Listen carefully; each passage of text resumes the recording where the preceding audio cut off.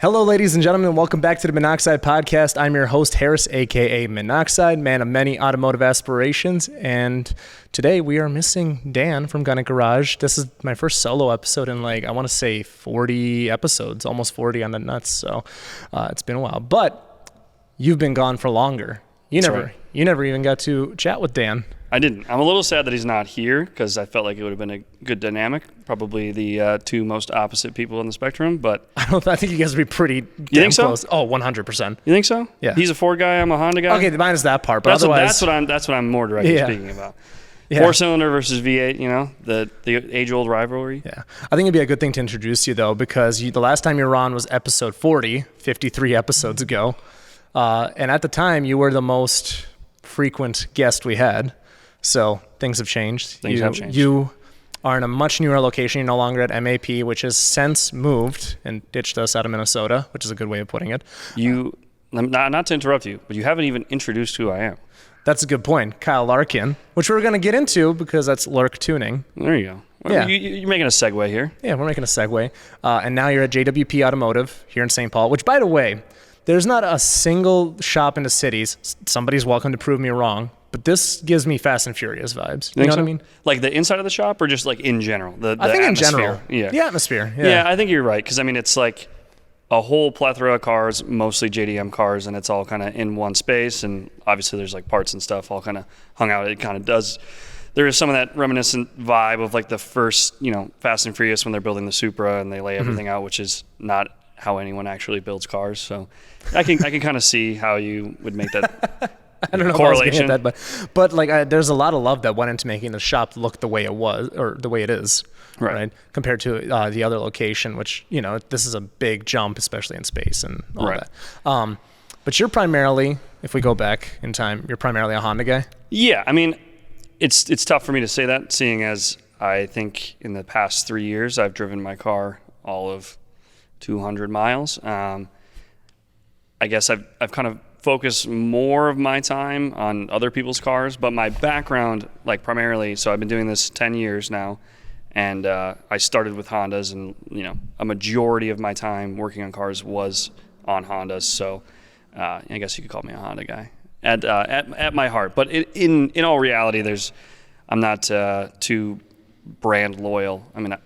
I have been thinking about building or buying cars other than Hondas just because things interest me. I like learning, so that's just kind of the way it goes. What are you thinking of buying? That's the secret. That's a secret? That's a secret. Maybe it'll come out. Maybe it'll come out? Maybe. We'll see. I don't know. It's all thoughts right now.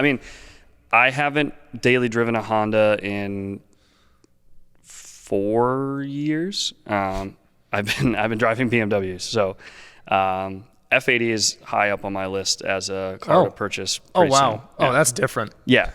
So go from bottom of the barrel, econo box with a laptop to, the people you revolt against. Yeah, big baller with a fake watch, and we're already getting controversial.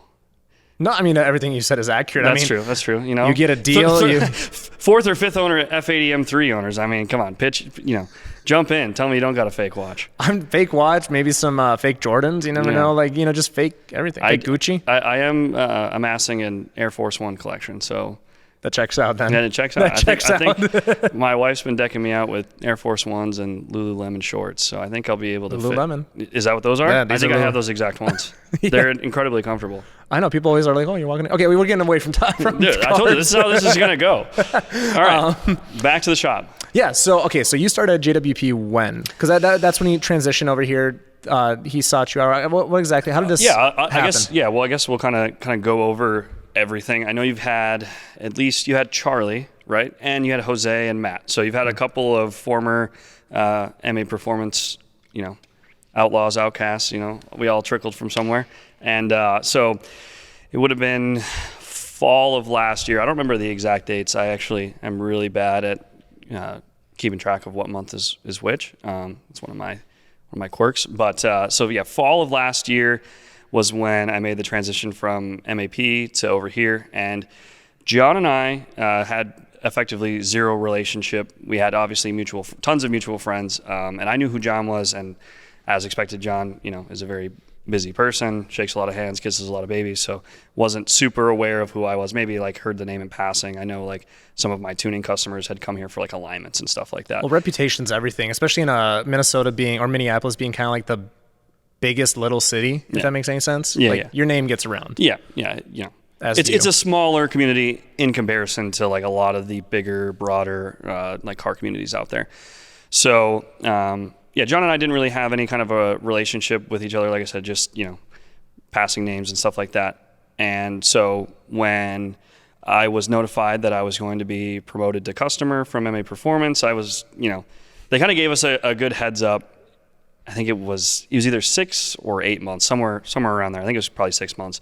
They kind of let us know like, hey, this is the current situation. And obviously, when we did the last podcast, I was aware of that. You were aware of that, but we kept it on. We couldn't really disclose it because we didn't want to freak people out, and I didn't want to be the whistleblower that told everybody what was going on. So I had some kind of time to think about what my next move was. I kind of took some time and reflected, what the last 2 years of my life was. I was at MAP for 5.5 years, and it was kind of a big jump from what I was doing before, which was just a general service technician at dealerships. And then I had transitioned into product development, which is some of the same and a lot of the different. So I kind of was like, well, I could go back to just being, a normal service tech. And I wasn't super enthusiastic about that idea because the biggest thing that drives me is passion and doing something that I enjoy. So I wanted to at least spend some time looking for a job that I thought I would enjoy before I was like, well, I know I can go back to a dealer and, make money and be totally fine, but I'm not going to be super happy doing that.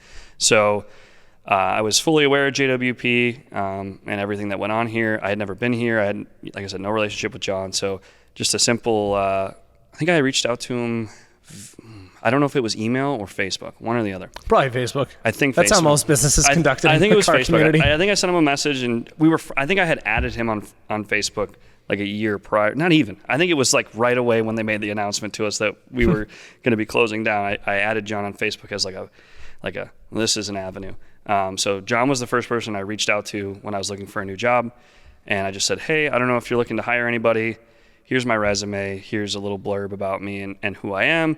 And then from there, we linked up and went to B-Dubs and it was supposed to be like an hour, like a dinner, like an early dinner kind of thing. I think it was at like 5 o'clock. He was like, yeah, just come chat with me. We'll talk about stuff. And very quickly that turned into like a 2 to 3 hour conversation at B-Dubs to then another like 3 hours hanging out here just talking. So almost instantaneously, we kind of felt that there was a good connection and things could be successful for both of us. So after that, we kept talking for a little bit longer, and then I was helping out after hours. There was a couple little lingering projects that they needed help with, and then they brought me on full time probably a month and a half after that. So I want to say it was like beginning of the year you started here, if I remember correctly, like March. Well, no, way earlier than that. Earlier than that? I only remember this because I actually don't remember why I remember this. It was the week before Thanksgiving. Okay. I only remember that because I was like, well, what about holiday pay? Like, that's how my brain worked. It was like, what's everyone's brains? It was like, well, I'm starting a new job, and typically you don't get holiday pay until way after. So that's how I remember it when I started. It was like a week before Thanksgiving is when I came on board. And we bought this dyno in January. So the first couple months. Mustang dyno that we are sitting on right now. Works as a good platform, a good stage. We're kind of a little bit elevated. You can see everything. Yeah, no, this is really cool. This is my first time doing actually, no, we did do we did it next to it at MAP. Yeah, next to the. Yeah, Sean's car was on the dyno. That's right. That was the background. Now we're on the dyno. Now we're turntables. We're going to see how much power Harris makes. We're going to strap him down, and not in the way you think. But so for the first few months, I was just kind of working as a general tech here, and throughout my entire life, I've always, people have always been like, one of the thoughts, oh man, I'm getting lost here. One of the thoughts that I had after being told that I wasn't going to have a job anymore, that I never expected to not have, was like, well, maybe I do my own thing. And something that I've always kind of been consistent about was like, I am sort of not disorganized, but time gets away from me really, really easily because my brain is super scattered and I'm always doing or listening or something is always going on in my head. So becomes really hard to keep track of things. Just circus music, I get it. Pretty much. It's the monkey with the symbols. Yeah, pretty much all the time. And so people, since I kind of gained a little bit of notoriety or made a name, a small name for myself, have always been like, why don't you do your own thing? And I've always been really consistent on like, I don't really have much of an interest of owning my own shop, at least now. And I don't want employees because I never felt like I could manage people because I'm unmanageable. And become ungovernable, whatever the meme is. Something like that. Yeah. So when John and I first talked, he's like, I think you have a lot of drive and a lot of passion, and I want you to kind of push that onto the other guys and mentor them a little bit because working at MAP in the 5 years that I was there, I never really realized it, but I picked up a lot of things that are kind of unique that most people don't have a huge opportunity to do. So working on all these performance cars and developing parts and being aware of all these brands and, the pros and cons of different brands and different parts, I never really thought about how that kind of gives me a little bit of an edge. And so John kind of recognized that and picked that up, and he's like, I want you to be, bring that to the table and help us, help you and help us at the same time, kind of a thing, and kind of let the guys know some of your insights of what you've picked up over the years. So when we were talking initially, he's like, I'm kind of looking for someone like you, and I'm also looking for somebody that can kind of be like a foreman role. And I straight up told John right away, I was like, I can certainly work on cars and help you with that and help you build cool stuff, but I am not the guy to lead the charge and kind of manage people. And that kind of changed when I actually started. And everybody here, this is the one and only job that I've ever worked at that everyone just meshes together. Everybody has a good attitude, and we all respect each other, and we all get along really well. So that kind of helped me help everybody else, I guess. So when I started here, kind of picked up just being a normal tech, and then sort of moved into kind of being in like a foreman role, kind of help managing the guys in the back, and then letting John and Gus take care of the customers up front. And then January of this year, we went to Colorado and bought this dyno. So then that brought my tuning side and my tuning background full time at JWP. So that's kind of the runaround, and now I'll let you talk. No, I think that was good. I was like, all right, I see where this story is going. No, I'm really happy that you guys have this here. It's just, that's one thing that I've noticed here in the cities is Ratified has a dyno now. You guys have a dyno, and then I think somebody else may have picked one up recently. I might be tripping, but nonetheless, there's more power coming to this area. Yeah. A lot of people are starting to modify their cars more and more and more. I don't know, is that a good assessment? Yeah, I think a lot more people have bead locks is what I'm trying to get at here. Yeah, no, 100%. And yeah, it's honestly, this is like so cliche and so played out, but it's because of the internet and like this, I've seen it firsthand for sure, of like this drive that everybody has to make a ton of power, which I can go both ways for me. I think there's a point in which you ruin a car by making it too fast. The problem is like these modern cars make power so easily. So you can have a comfortable, like that's part of the allure to an F80 M3 for me is you can do pretty minimal stuff that doesn't take away from the driving experience so much, like the comfortability of it, and still make, over 500-600 horsepower, and it's comfortable and it has AC. And that has ruined people because now everybody has to, put up a big graph, but it drives businesses because you break stuff, you need somebody to fix it, you want to make more power, you need somebody to add new parts to your car, stuff like that. So yeah, I mean, I definitely feel as if the car scene made kind of a positive swing and like where people are actually kind of caring about performance and not just slapping stickers and, obnoxious, body kits and terrible wheels on cars. We've kind of made I would say a point in the right direction where people are starting to care more about like the cars working. I think that's actually a good point. I think a lot of, I don't know if podcasts necessarily yet, but there's a lot more information out there, just via TikTok and Reels and all that kind of lets people become more educated on just how easy it is to get power and just be more performance oriented versus just, again, like you said, stickers and a body kit. I mean, because like very much so being into cars, I mean, 2014 it seems like that wasn't that long ago, but in reality it's 10 years ago. Which is crazy. And that's like, I was in middle school, bro.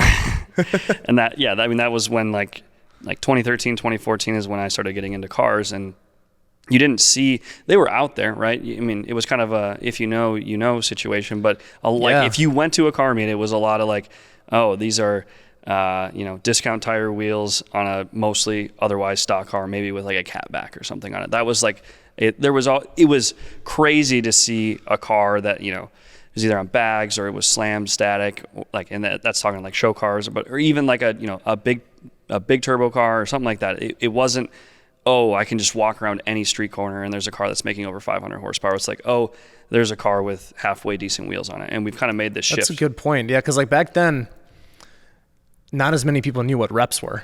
That's true. Right. Yeah. You go back 10 years. But if you really think about it, it's like, when I was growing up, when I was in high school driving my Honda Civic just to high school, right? And I went to high school in Woodbury, which is, if you're not from here or don't know, it's like it's like a nicer suburb right east of the cities. Depends who you ask and which side of town. Yeah, that's right. That's how it goes every single time. Yeah. If, it's the bad part of this richest town in the country. West versus east, right? Yeah.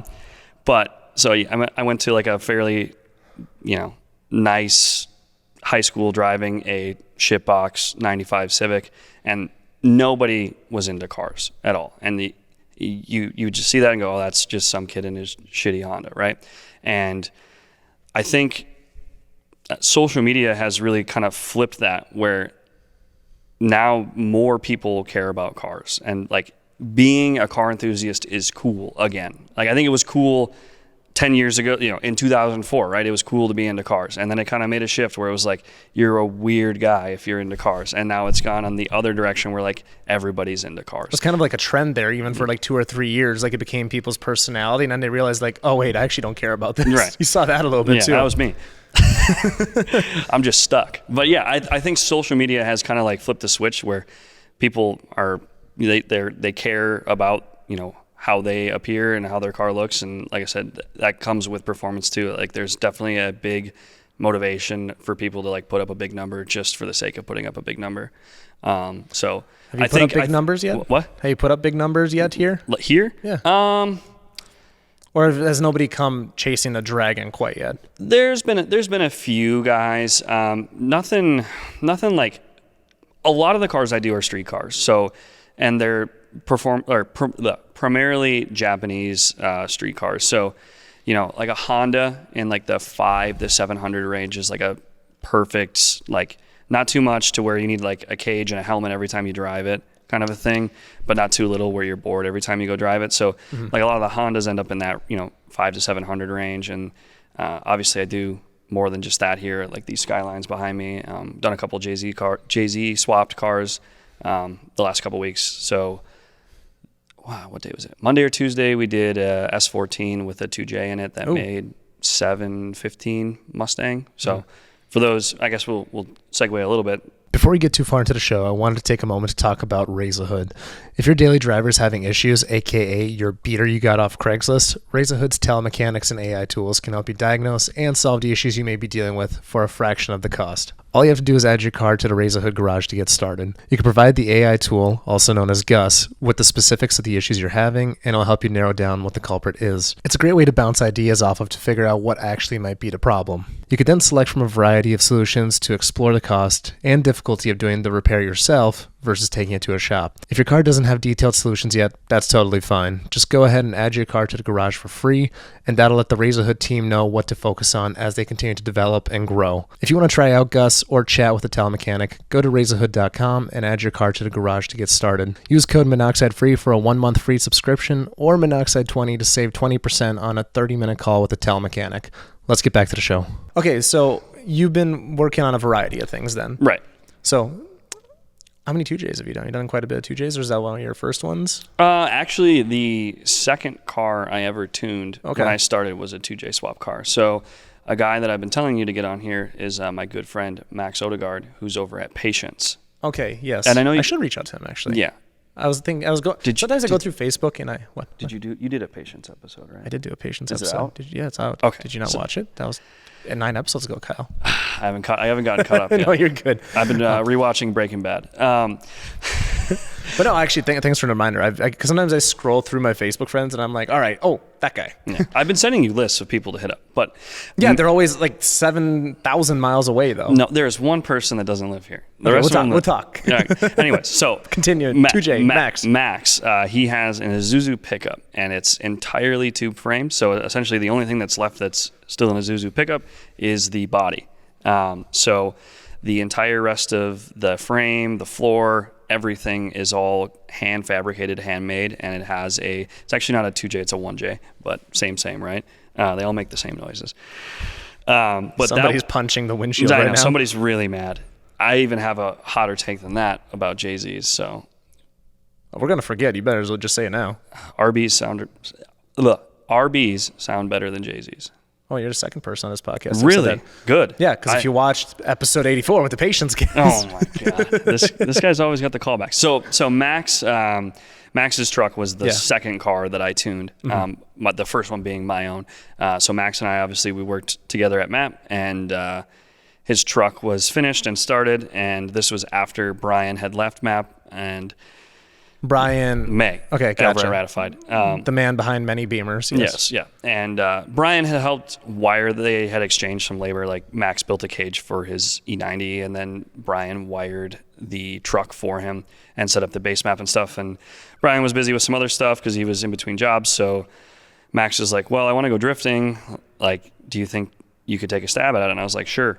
So just kind of spent some lunch breaks getting familiar with not only the AEM Infinity platform, but the truck and the whole setup in general. So I think I retuned the car 3 or 4 times for more power, and we did some setup changes. He actually crashed it at one point and redid a bunch of the stuff after the crash. So I've done quite a few Jay-Z's. I kind of know where they live and how happy they are. Do you enjoy working on them in general? I haven't had to do a ton of work on them, mostly just tuning. The tuning side? Yeah. And I mean, it's every tuner's favorite engine for a reason. They make good power and they hold together pretty good. So I think that's a big motivation for why a lot of people choose them, and why the Mark IV Supra is so infamous, because it does respond really well to mods and stuff like that. You said that was every tuner's dream, is kind of just how you described it. Is there anything that's like, I would never ever work on, or are we at risk of you getting fired? No. No, honestly. Is there anything that's difficult, I guess? It's probably a better way of putting it. I mean, everything has its nuances. I feel like the only thing that becomes difficult is when you're unfamiliar with something, and if there's something that's kind of obscure that you're not used to. Like, I don't work on Audis, and I have before, and I suck at it. So if you ask me, what's difficult to work on, I would say an Audi. And that's different for anyone. If you went and asked Blake at Ratified, how is it working on Audis? And he goes, it's the easiest thing in the world because he's a beast, right? But if he worked on a Honda, it'd be hard. I don't know, probably not. But in general, like, it's always when you experience something different, that's when things become a little bit challenging and difficult. And then once you kind of figure out everything's nuts and bolts, and you sort of power through it until you become familiar. So nothing like off the top of my head goes like, oh man, that really stinks to work on. But I'm sure there is something that I'm sure you've had projects that were difficult though. Yeah, I mean, everything. There is no world that anyone lives in where like you can put a car together and it just works the first time and everything's perfect. I mean, even if like there's a difference between having like a catastrophic issue and then having just like a minor inconvenience, right? But I feel as if there's never a time where like, even as a professional, like you don't come across like, oh damn, like I should have done this. Like that's just a part of the game. Like you're always trying to get better and try to improve your craft. So if you're not running into issues, that means you're probably not, like, I wouldn't say paying attention, but you're not trying to better yourself, I guess is the best way to put it. You should always be looking at something and thinking about, oh, how can I improve this? How can I make this better? That's kind of the whole goal. So what's kind of your day-to-day kind of been, especially now that, you guys do have a dyno here, versus you working on cars, putting them together to tuning it? Yeah, so I guess that kind of brings up an interesting like shift in my life. So for the at MAP for 5.5 years, I didn't really have customers, which was nice in some ways. And I was just kind of left to my devices and did the development side of things. So I didn't really have to worry about anyone except for myself and the rest of my team. Now that I'm here, I have customers again, which is also good. I am a people person and I like interacting with people, which is why I keep saying, let's do more podcasts and hang out. So my day-to-day here is generally like the first 30, 45 minutes. I'm usually looking over emails and just kind of seeing what's popped up as far as inquiries, or, checking either the Lurk Tuning Facebook or the JWP Facebook, or just kind of asking Gus, hey, did we get phone calls about tuning? Is there something I need to answer? Just kind of making sure everything's tidied up in the morning. Generally then so we start at 9, so that's probably till 9:30, 9:45. Then from 9:45 to noon to 1-ish, I'm usually working on like a long-term project. So like we talked about, you guys can't see it, this is a visual bit, but there's a Civic over there, just finished that one. And then to my right is a Nissan Stagia, and that's kind of coming to a close. So for, the first half of the day is going to be checking in on customers, and then I'm going to be working, big projects. doing big projects is primarily what I'm focused on and kind of buttoning up. The tuning stuff, we kind of, let's say that there's a long-term project that kind of needs to be finished up. Maybe it's 90% of the way done. We might kind of block off the tuning schedule for the rest of that week or whatever, so I can finish up whatever I'm doing. But a typical work week, I have 3 to 4 tunes during the week. So half of my day is going to be spent wrenching on a car, and then the other half is going to be spent tuning. Wow. Yeah, because we do have neighbors on the other side of the cameras. On the other side of the wall is another business, and they do actually have an office over there. So we try to keep tuning to kind of the later half of the day to, just be cordial and not be shitty neighbors. So we do kind of move that to the other half of the day. So the beginning half of my day is cars, working on cars, wrenching and being hot and sweaty. And then the other half of my day is sitting on a keyboard and sometimes being hot and sweaty if it doesn't have AC. No, I think that's reasonable too. But also, it's really not that bad, right? Like you do one pull. How frequently? It depends. So like the car I did today was a Subaru WRX, a 22, or a VB chassis WRX, which is a flash-based tuning software through Cobb. And that one, you have a decent amount of downtime waiting for anything that's a flash-based, so it's using a stock ECU, generally has a little bit of downtime. It's not an instantaneous change. That platform in particular is frustrating because there's no real-time tuning, meaning every time I make a change and I want that change to be applied, I have to shut the car off, key it on, flash, key it off, key it back on, and then key it off for 15 seconds before I can start another run. So there's a little downtime between there. If it's something that's like on a standalone, like a Haltech, a Link, AM Infinity, Series 1, Series 2. Something that has live tuning features. Yeah, that'll have live tuning features. So, it's do a pull, look at the log, decide if I'm going to make a change or if I want to verify something, then make a change, and then immediately go back to doing a pull. And honestly, the only downtime is the engine hot, is the intake hot, stuff like that.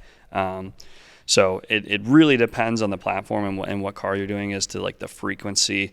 And two, like I try to be, obviously we're in an open environment. It's a little bit different than how it was at MAP. And this whole program here isn't even that old, right? We're way less than a year old. I guess 7 months. Has it been that long? Oh yeah, I guess it is. Oh, yeah. Wow. Time is flying. Yeah. So are you guys ever thinking about enclosing this little area? That's for sure. That, you can only piss away so much money, right? So you have to verify, we had to kind of, work the environment and see, is this sustainable? And so far everything's been great, and customers have been happy, and everybody's been pretty good about everything. The guys in the shop, aren't upset or, threatening to leave because it's noisy and stinky. Everybody's pretty excited, and that's another thing I really love about this place is there's a lot of excitement. How could you not be, right? Like when I came in here to do some filming for Sean and for David over at DRSC Automotive, it's like when the Camaro was here and the Evo was here, it was super cool. Yeah. Right. Now, granted, it does stink up shop. It is ridiculously loud, but if you come prepared for that, exactly. And everybody they're aware of their situation. It's not like they're coming to work one day and they're like, oh, there's a dyno here. It's like, no, everybody knows it's here. They know it's here and they know what's going on. Somebody just comes in. No, what the? Somebody rolled this thing in here. No, so everybody kind of knows the deal, and everybody, like I said, there's a lot of excitement and enthusiasm that kind of flows throughout the shop. So everybody's, if something's cool is on the dyno, and let's say, maybe it's lunchtime or something like that, like stop, take a video and ask what's going on. Oh, how much power is this making? Nobody's like, I don't see anybody in the corner like pissed off throwing wrenches like, oh damn, he's making another pull, making it all noisy in here. But obviously the goal and the long term, is to have a cell, have a controlled environment that, maybe we could do some artificial weather or something like that, try to keep it a little bit cooler in here. That's a big problem we face is it's a big open shop with not a ton of great ventilation, so it gets pretty humid and pretty musty in here. Being able to kind of control that would be nice. Maybe having some, if it's in a cell, we can do AC in the cell, something like that. And you have to have air exchange, kind of like how we had at MAP, where it was big fans on the ceiling that exchange the air so you don't die. That kind of throws a wrench in things. But so does dying. Yeah, so is dying. We try to not do that. In all honesty, the only thing that ever bugged me when tuning in the dyno cell was pump gas. Like E85, pump gas and methanol. If you've ever been around a methanol car, it's brutal. And I can't imagine like driving one. Maybe it doesn't bother them while driving. I have no idea. I have zero experience. But Mark Leisure had his, I don't know if you've seen that car before. That's the Talon. Blue, yep, the blue 1G. Is it it's Talon, right? Yeah, it's a Talon. His blue 1G, he used the dyno a few times at MAP, and one of the times, that car is so ridiculous. We have no idea how much power it makes because every time it makes a hit, it just blows the tires off. It makes 1,000 horsepower spinning. Yeah. It runs, was it high sevens or low eights? I think he went 7.8. Yeah. Yeah, moving. That's crazy. I've heard good things about him in that car. Yeah, Mark's awesome. He's a super, super smart guy, and he's also, extremely friendly and easy to talk to. But yeah, he was renting the dyno, and I was just kind of, there as support, like making sure, straps aren't coming loose or anything goofy. Or the example I was trying to bring up was that the car made so much power and the exhaust energy was so violent, it like blew open a cabinet and like blew a piece of paper or a rag out or something. And I was afraid that the turbo was going to suck in the rag. So I ran into the dyno cell, no mask, no nothing, right after doing a pull on methanol, and ran in, grabbed the piece of paper, ran out, and my eyes were full of tears instantaneously. That was the most gnarly thing I've ever felt when it comes to like fuel. It's tough. What are your thoughts on methanol for street cars? I don't. Does anyone do that? Or are you talking meth injection? Oh, I suppose. Well, why don't you distinguish it for the listener? So, like running methanol as a fuel is just it's a very what's the exotic fuel type, and it has a lot of benefits, particularly with cooling and anti-knock properties. I don't have a ton of experience with tuning on methanol, or actually any at all. Pretty much just what Mark and I had gone over when he was making the jump from an ethanol-based fuel to methanol. He kind of had sent me some stuff. He's like, hey, you should read this. This is really interesting, and which was awesome because that's what I love doing, is kind of just reading and learning the nuanced stuff. Methanol as a primary fuel is just an exotic fuel. And then when people talk about meth injection, that's generally a mix of methanol and water. Or there's a couple different like formulas that people use, and they're using you mean when you say formula, you mean like ratios of methanol to water? Yeah, usually I think it's usually 50-50. That's what I've heard too. Yeah, and I've only tuned like a handful of cars that use meth injection because we might get controversial here, but I don't like using meth injection as either a substitute for like an intercooler. That's what a lot of people use it for, because they're going to use the water and methanol mixture to help cool the intake air temps. Or you can use it as a fuel adder. If like you're a DI car that's running out of fuel injector, you can use it as a substitution for like port fueling or something like that. And in my opinion, in both scenarios, it's a Band-Aid. A Band-Aid for what? Well, what I just said. Either you have high intake air temps, or you are running out of. Usually they're being used on direct injected cars, because if you had a port fueling car, it's simple enough to put different injectors on it, right? So with a DI car, if you're out of injector and you're experiencing misfires, or you're just trying to raise the amount of power you're making, or if you're a non-intercooled car or a car with a kind of a lackluster intercooled setup, then you need to drop the intake air temps. That's another way that you can do it. In both scenarios, the likelihood of having an engine failure if the meth injection system stops working is very, very high. I've driven a car that was out. Yeah. And it's a nerve-wracking drive. Yeah.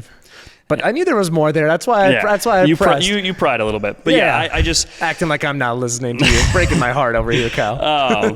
I just have always seen it as a Band-Aid, and like whereas you could there's a better solution. And like the thing that makes me fearful of meth injection is either running out, like your tank goes low, and the better meth injection systems do have like a tank level sensor, so they will, and it all depends, is this system communicating with the ECU or is it not? Because if is, then there's plausibly fail-safes in place that could prevent an engine failure from happening. Let's say you run out of your water meth setup. The other thing that the controller will not know, because it's just simply a solenoid telling it to turn on and spray this water meth mixture into the intake, is if the nozzle's clogged.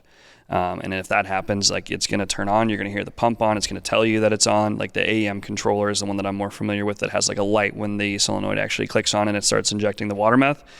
Everything's going to seem normal and fine, other than the engine is going to be super unhappy because it's actually not flowing anything. So that's always what makes me fearful of water meth, is, you just too many variables that you really can't control, and things can get really messy really quick if something doesn't work. And like, you need that water meth in the most extreme conditions, wide open throttle, full boost, full power. And that's, if you run out of fuel, or if your intake air temps are skyrocketing, that's when stuff melts down. Or when you see meth fires. Yeah. We've seen one of those recently. It's tough to see. Yeah. I'll show you a picture after. Yeah. And I would say like the comeback to that is like, well, your ECU should have fail safes built into it, either for intake air temps or if the car's running lean. And the reality of that is a lot of times it's going to happen too quickly for even the ECU to react. Intake air temp sensors are inherently slow, and they take a while to kind of catch up. Like if I do a pull in the dyno, the air temps might be fine, and then by the end of the pull, they're going to be hot, and when the airspeed starts to slow down, and some of that has to do with like sensor heat soak and stuff like that, but most people are in agreement that most intake air temp sensors are relatively slow, so they might not catch the rise in heat as quickly. Or let's say, you have enough water meth to make it through half of a pull, and then it shuts off halfway through. Is it really going to have enough time to catch that? Using it as a fuel adder, like a more modern car, a DI car is generally going to run full-time closed loop, meaning that it's going to have some amount of fueling correction based on the feedback from the O2 sensor. But if you are out of injector and you need that water meth to supplement the additional fueling, there's nothing more that the ECU can do, right? It can't inject any more fuel if it doesn't have any more, there's no more flow rate left.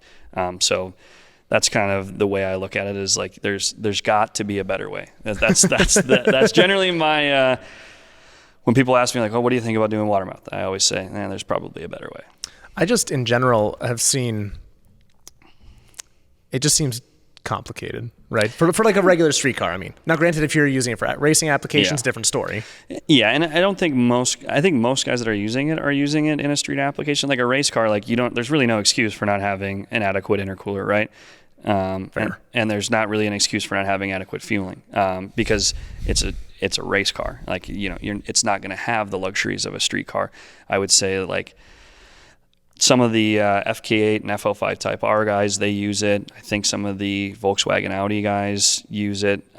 It's kind of gone away. It's not super popular anymore. I think people have kind of realized that there, in fact, is a better way.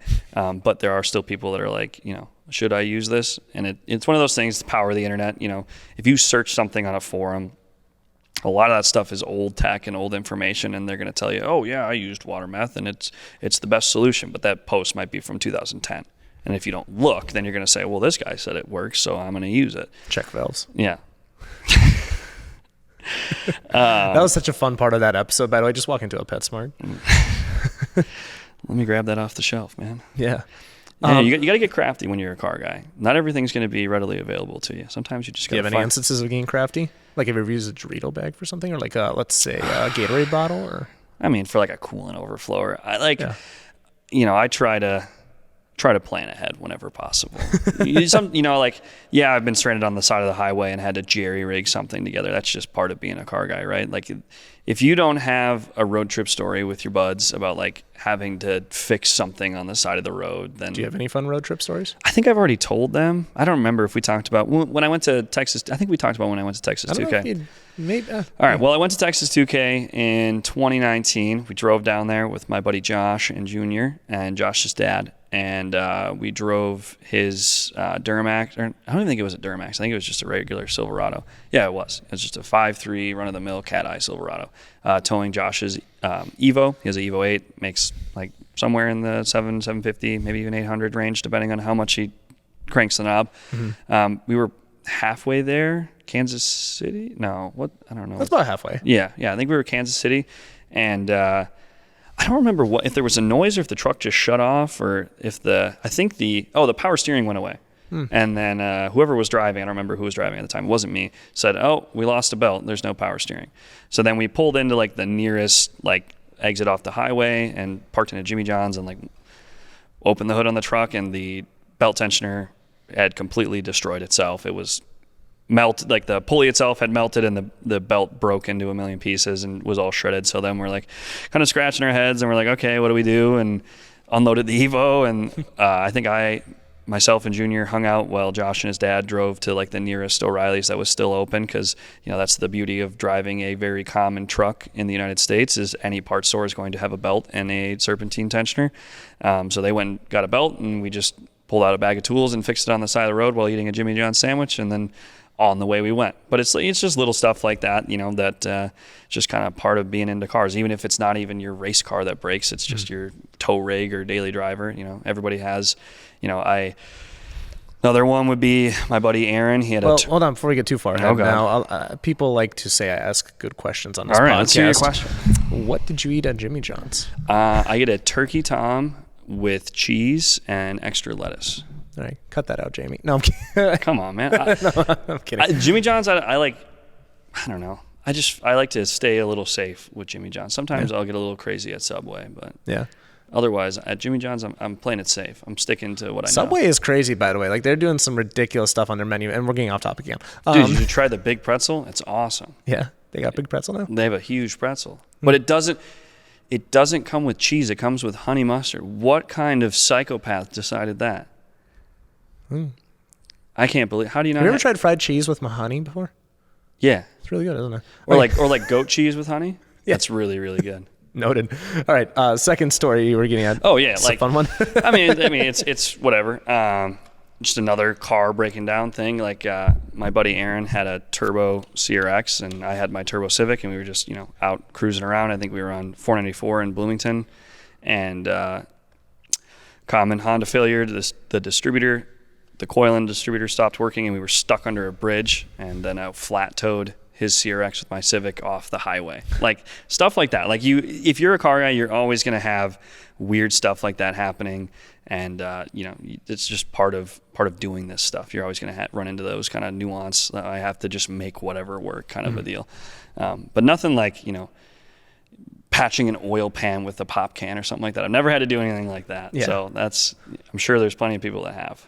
JB welding oil pans back together. I'm sure there's plenty of people. I can't remember what story it was, but one of the guys I had on at PRI, the Drag and Drive guys, they had some crazy story. The guy that won the championship, I'll have to look back. It was ridiculous. Yeah. But I mean, those Drag and Drive guys are dedicated. And it's, you pour a bunch of money into it and you take all the time off and to do it. Like, I can understand why you're going to do whatever it takes to finish it. You're going to go to whatever lengths and go to whatever place and do whatever you need to do to finish that, because that's your whole week. And it would suck to go home early because you had to imagine breaking something the first day and then going, well, now what do I do? I can understand why those guys are always going above and beyond to keep the cars running, and we'll stay up all night just to make one pass the next day. Yeah, no, we saw that at Road America for the Optima Streetcar Challenge. Now, granted, this was an actual race team, the Trans Am, but they were working.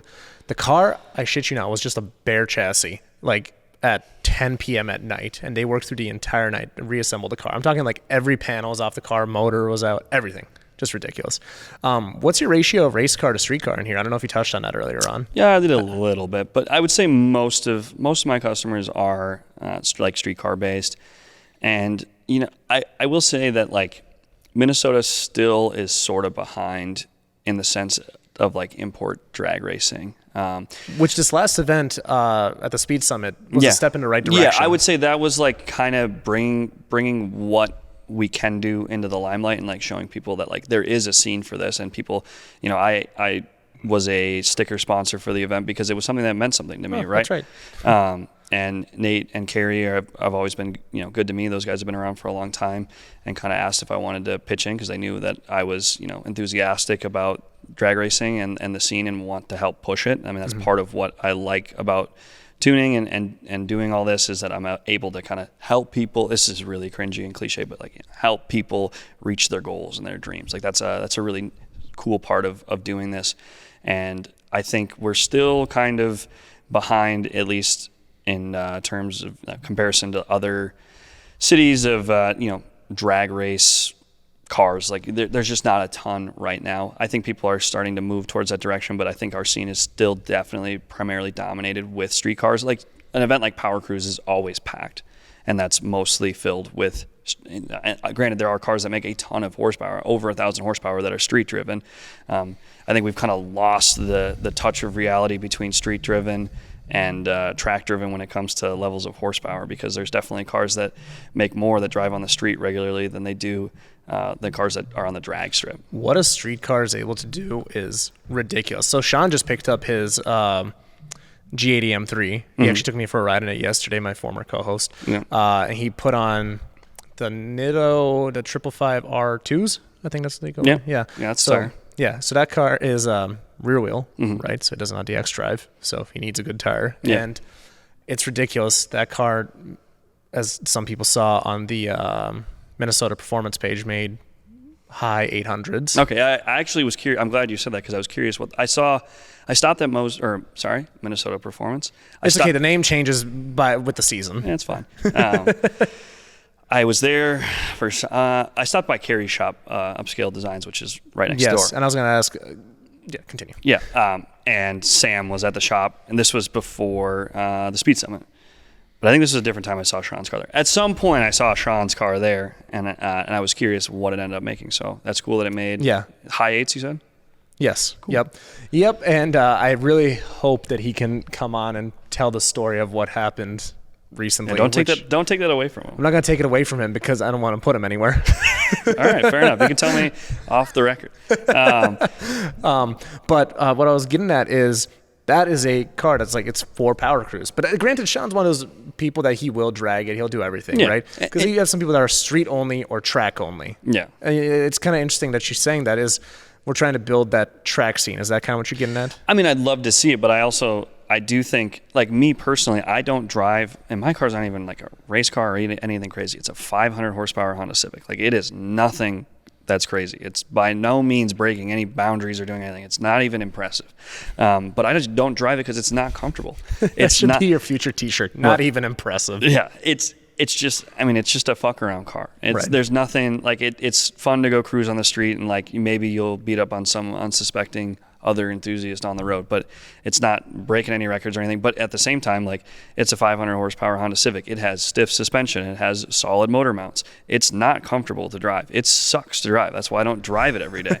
I thought you don't drive it because it's broken. No, it runs and drives. Oh, it runs. Oh, it's good now? Oh. Yeah, it runs and drives. I just don't drive it. I won't ever sell it because I'll never find one again for the price, and I'll never find one that has the sentimental value or anything like that. You'll regret it forever. Yeah, exactly. Like, I own the car outright. And like, sure, I could get a decent amount of money for it. It's a clean Honda Civic with a turbo on it, right? I could get some amount of money for it. But like, I could also make money by just working really hard. So to me, it doesn't really. The way I always look at money, are we getting into a finance podcast here? Sure. The way I always look at money is, like, as soon as it leaves my account, leaves my hands, that money's gone. I don't ever expect a return on whatever I just bought. That once that money leaves my account, it's just gone. And this might be a terrible way of managing money, but for me, I'm never thinking about what am I going to get out of that. I mean, I think a lot of people like build cars with like the hope that, like, oh, I can drive this for 6 months and enjoy it, and then I'll sell it and make back what I spent or close to it, and then build another car. And I think that kind of gets you into like a deep rabbit hole. And to me, like, you should just build it, enjoy it, and just have it and feel like you own it, right? So that I don't drive my car because I was like, oh, I want this to be, like I said, it's not a race car, but like, oh, it has no interior. It's a race car, it's a street strip car, and it's just not. It's not fun. It's not comfortable. But now you can build cars that make a ton of power and still go on the street and still be comfortable, and you can drive it every day. I would G80s are a prime example of that, dude. That thing, I mean, debating how much I want to give away. It's ridiculous, and you still have AC. Right. Yeah, I mean, and you can do all that. You can have cruise. You can have radar cruise. Like, you can make 800 horsepower and have radar cruise. You can get in your car and go on a road trip and press cruise and then never touch the brake pedal or the gas pedal and just drive for hours. Whereas in your Civic, where I was in my Civic, I don't even have AC. I got 2 windows. That's my AC, and the cruise control is, like how cramped my leg is. So like that checks out. Yeah. there's, I feel like if you're going to build a car, you got to pick, in my opinion. Like, if you build a car that's comfortable, right, you're not going to be the fastest on the track in comparison to somebody that, it's gutted, it's got a cage, it's got all these mods that, make the car handle better on the track. You're not going to be able to compete with that guy, but at the same time, you're going to get a lot more time and enjoyment. Well, I wouldn't say enjoyment, because I know plenty of track guys that do not care that they drive their car. Only just gluttons for punishment. They don't care that they work on their car, more than half of the season, and they drive it 8 times a year, right? They are perfectly happy with that, and that's how it should be. You should be happy with what you have. But if you want to drive your car often and you want to be happy with it, and I'm sure like people are going to be, oh, this guy's talking. I drive around a car with no roof and no doors, and I love it. Like, sure, that might make you happy, but I think for most people, guys, well, don't even get me started with them. You got beef? I just got beef with the guys with no doors, and they got their toes hanging out. Yeah. I swear to God, I see another Jeep with the guy hanging his toes out of it, I'm going to drive past him and grab his toenail off. I can't stand it. Have you seen the video of a GTI, literally exactly like mine with all 4 doors off, cruising down the highway? I'm sure it was on TikTok. Yeah, I'm sure it was. It's awful. Somebody texted me and they're like, you should do this. I'm like, I didn't do it when I had a Jeep. No, I will not be doing that. But yeah, in my opinion, building a car that like is just on the kind of the ragged edge of comfortability and still having fun is like the best place to be. But drag racing is a necessity. It drives everything. Everything's a trickle down. Like it goes government contracts, so military, and then it goes race cars like NHRA, big power, pro mod stuff, and it goes to those guys, and then you go to like your weekend warrior drag race guys, and then it trickles down to street cars. So there's always a need for those guys that want to push the envelope and want to go as fast as possible because it benefits everybody, and that's what keeps the sport alive. And I would love to see that continue in Minnesota and more people be really enthusiastic about drag racing and kind of putting Minnesota on a map and making a name for themselves. I think that's awesome. It's a good way of putting it. More Minnesota government contracts. I don't know if I said that. I'm just making things everything up comes from space, man. Oh my God, I need to start doing mushrooms on this podcast now. Jesus. What platform would you say you're the most knowledgeable on then? Would Hondas be it then? Hondas for sure. What goes into making a fast Honda? And I guess you could choose which generation platform. Yeah. Ultimately, it depends what you're going to do. Like when you say fast, do you want a fast street car? Do you want a fast drag car? That's a good point. Have you? Okay, so here's another trickle down question. Have you done many like road course cars? I've done a few, and like that's when the thing about like road racing, and I guess I don't want to be like negative, but road race cars are when it comes to like my portion of it, which is like the tuning, I don't have a ton of time and energy and knowledge when it comes to like suspension tuning and aero and stuff like that. That's just not really my wheelhouse right now. But when it comes to like the engine performance and how much power the car makes, a lot of these road race guys, they don't really care all that much, right? There's a sweet spot for power. Exactly. They want to make just as much, the same amount of power as the guy next to them, right? Because at the end of the day, what they're looking for is to outdrive them. And sometimes you can get into a scenario where the car makes too much power for the driver, and then you end up being way slower with double the horsepower of the guy next to you. Seen that happen before. So when it comes to road race guys, most of my tuning isn't even spent like trying to chase a big number goal. It's just trying to make sure that the car drives well in every condition. And more importantly, like where they're making power probably as well. Yeah. And like some like GLTC, like they have, that's the Grid Life Global. Yeah. Or touring car. Grid Life. Touring car. Maybe touring car. Yeah. I know when we were at MAP, we had a lot of guys rent the dyno to use because GLTC, I might be misspeaking here, so don't murder me if I am, but I could have swore it was GLTC. They like require you to have verified dyno runs of like the car making X power because there's weight restrictions and it's based on class and stuff like that. Mm-hmm. So they have to actually, they can't exceed a certain level of horsepower, or they have to add weight or remove weight. Same thing with NASA. The Camaro that was here, Nick's blue Camaro. I don't know if you remember, it was on this dyno. Yeah. What? It has to be on a dyno jet. It has to be on a dyno jet? Yeah. Oh, interesting. I told Gus that. Pretty much all sanctioned race leagues require a dyno jet because... Oh, interesting. A Mustang dyno is a loaded dyno that has a eddy current retarder, which is what applies load to the wheels. A DynoJet dyno is an inertia-based dyno, meaning like it's a fixed roller. It has no, some like Ratified's DynoJet does have an eddy retarder, but it's not used during a wide open throttle pull. So all of the calculation of and it's a math formula that I'm not going to repeat because I'll butcher it, but an inertia-based dyno is just all based on math and the weight of the roller, and that's what creates load. And because of that, there's very, very little chance that you can skew the numbers. Whereas a retarder dyno, it's pretty easy to go in and change some parameters and then either make way more or way less. Interesting. Okay. So that's why most sanctioned race events that have like a horsepower limitation will say that it has to be a DynoJet.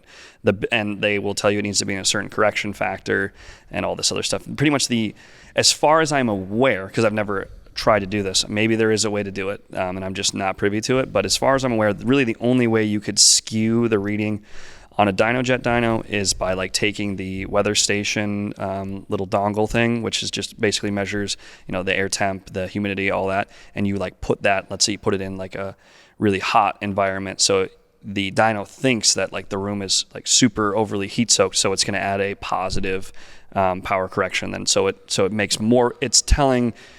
And most people wouldn't do this, but it's saying it's making more than it actually is. Or you could go the inverse. You put it in a fridge, right? And so it thinks the room's really cold, and so then it's going to correct negatively. Interesting. So it's saying that it's making less power than it actually is. Right, because it's saying, and like, I hope I'm quoting that right, but that is the math seems to math in my head. Don't worry, because if this becomes a highlight, I fact check it. So the actual episode is where you get the disclaimers. Yeah, right. The disclaimers. The there. Armchair physicist will tell me I'm wrong, but it's okay. You put a disclaimer in there, like I'm 90% sure. Yeah. But Well, yeah, I mean that's generally like how most weather correction factors work. Like if it's colder in here, right? Because what they're trying to do is like say in optimal conditions, like when you're using a weather correction factor, it's saying in an optimal condition, which you are currently not in, this is what you would expect. So if it's colder, and when I say colder than optimal, there's really no, the colder the better, right? Mm-hmm. At least excluding traction. But like if it's colder than what you would say normal or ideal is, then you would scale down because the car is going to be making more power than normal. And then the inverse, when it's hot and humid, the air is less dense, so you're going to be making less. So then the weather correction scales it upwards. So yeah, back to what you were saying, most sanctioned events like that will require a DynoJet to be used, and they're going to require like 3 verified pulls, and then they want you to like sign it off. I had to do it a couple times. But we're talking about road course tuning. Course, yes. Yeah. So I would say a big part of tuning road course cars is spent doing kind of it's the same with drifting actually too, is like transitional throttle is a huge thing. Like you have to be able to get back into the throttle, into the gas, and it has to be smooth. There can't be any hiccups, stuff like that. That's really, really important to those guys. A drag race car, they might not even really care because, let's say it's either sequential or it's a dog box transmission that has a strain gauge. So your foot's never coming off the floor. You're just banging the next gear. You're never touching the clutch. There's no re-engagement of the throttle. So like a drift car or a road race car where you're kind of always having throttle inputs, you need that to be smooth. So a ton of time is spent making sure that like that's as perfect as it possibly can be. Another one with both drifting and road course is like part throttle, high RPM, because that's where you're going to spend a lot of your time, and you need that to be perfect. Mm-hmm. Have you done many dog box cars?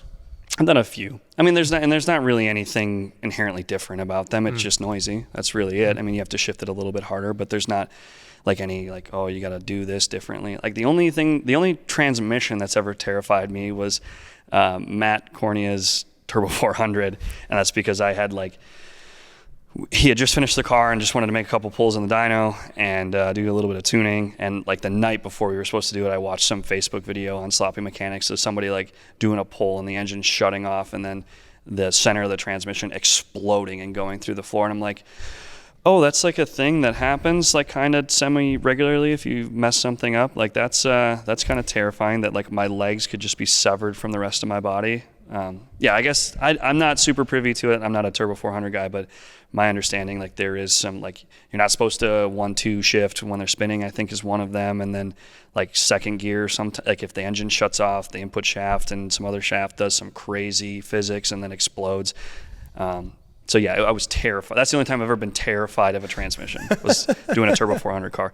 Some people are like, you're fine, you just send it. And that's what my coworkers told me, and everything worked out okay. But I was a little bit nervous. I wasn't. You said you watched that video the day before? Yeah, like the night before, I was like laying in bed scrolling through Facebook, and it's like, oh, here's like a turbo LS truck with a turbo 400, and this is going to be similar to Matt's car. And then I just like watched the center of the transmission rocket through the roof. Like I was like, if you find that video, you need to send that to me. I'll find it. That sounds terrifying. Yeah, and then like the comments are full of like, oh yeah, I did the same thing. Like my engine blew up on the drag strip, and then the transmission exploded.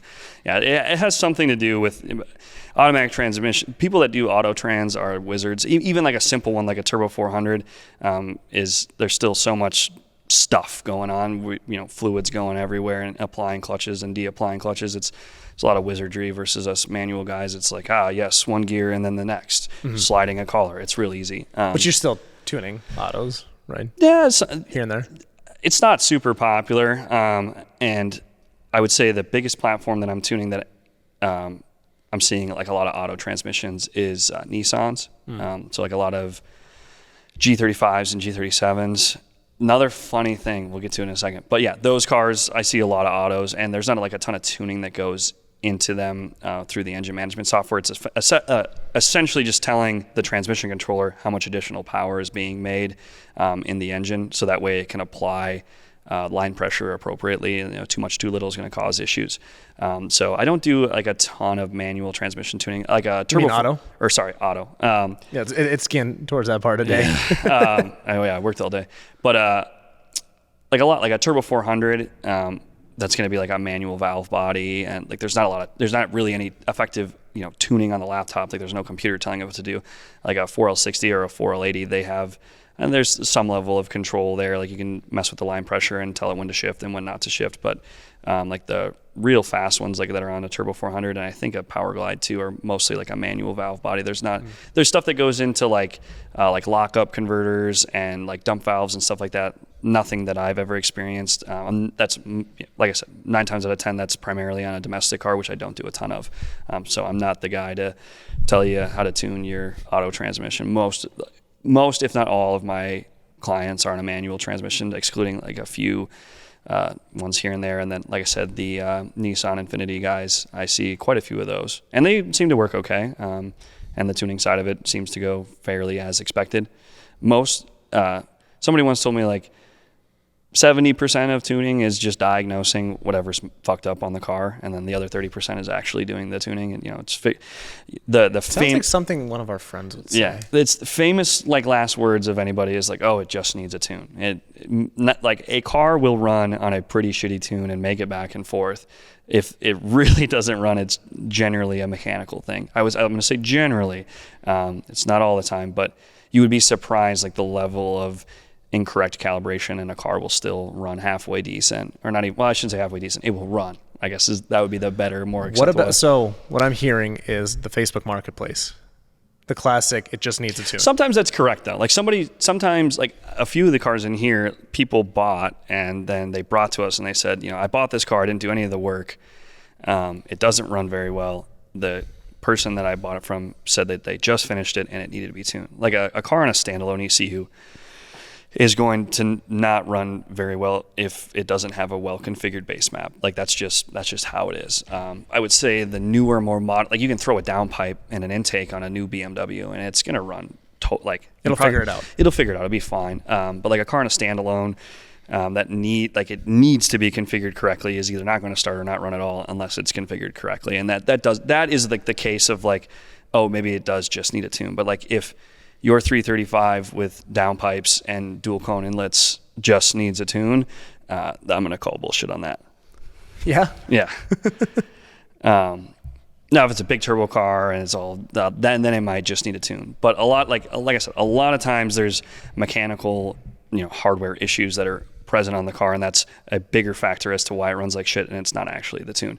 What I was going to bring up before you start talking again, on the second episode, I got a lot of flack for cutting down the guys with the cracks and bangs tune. Oh, fun fact, when I got my reflash yesterday, I got rid of my burbles altogether. They're gone.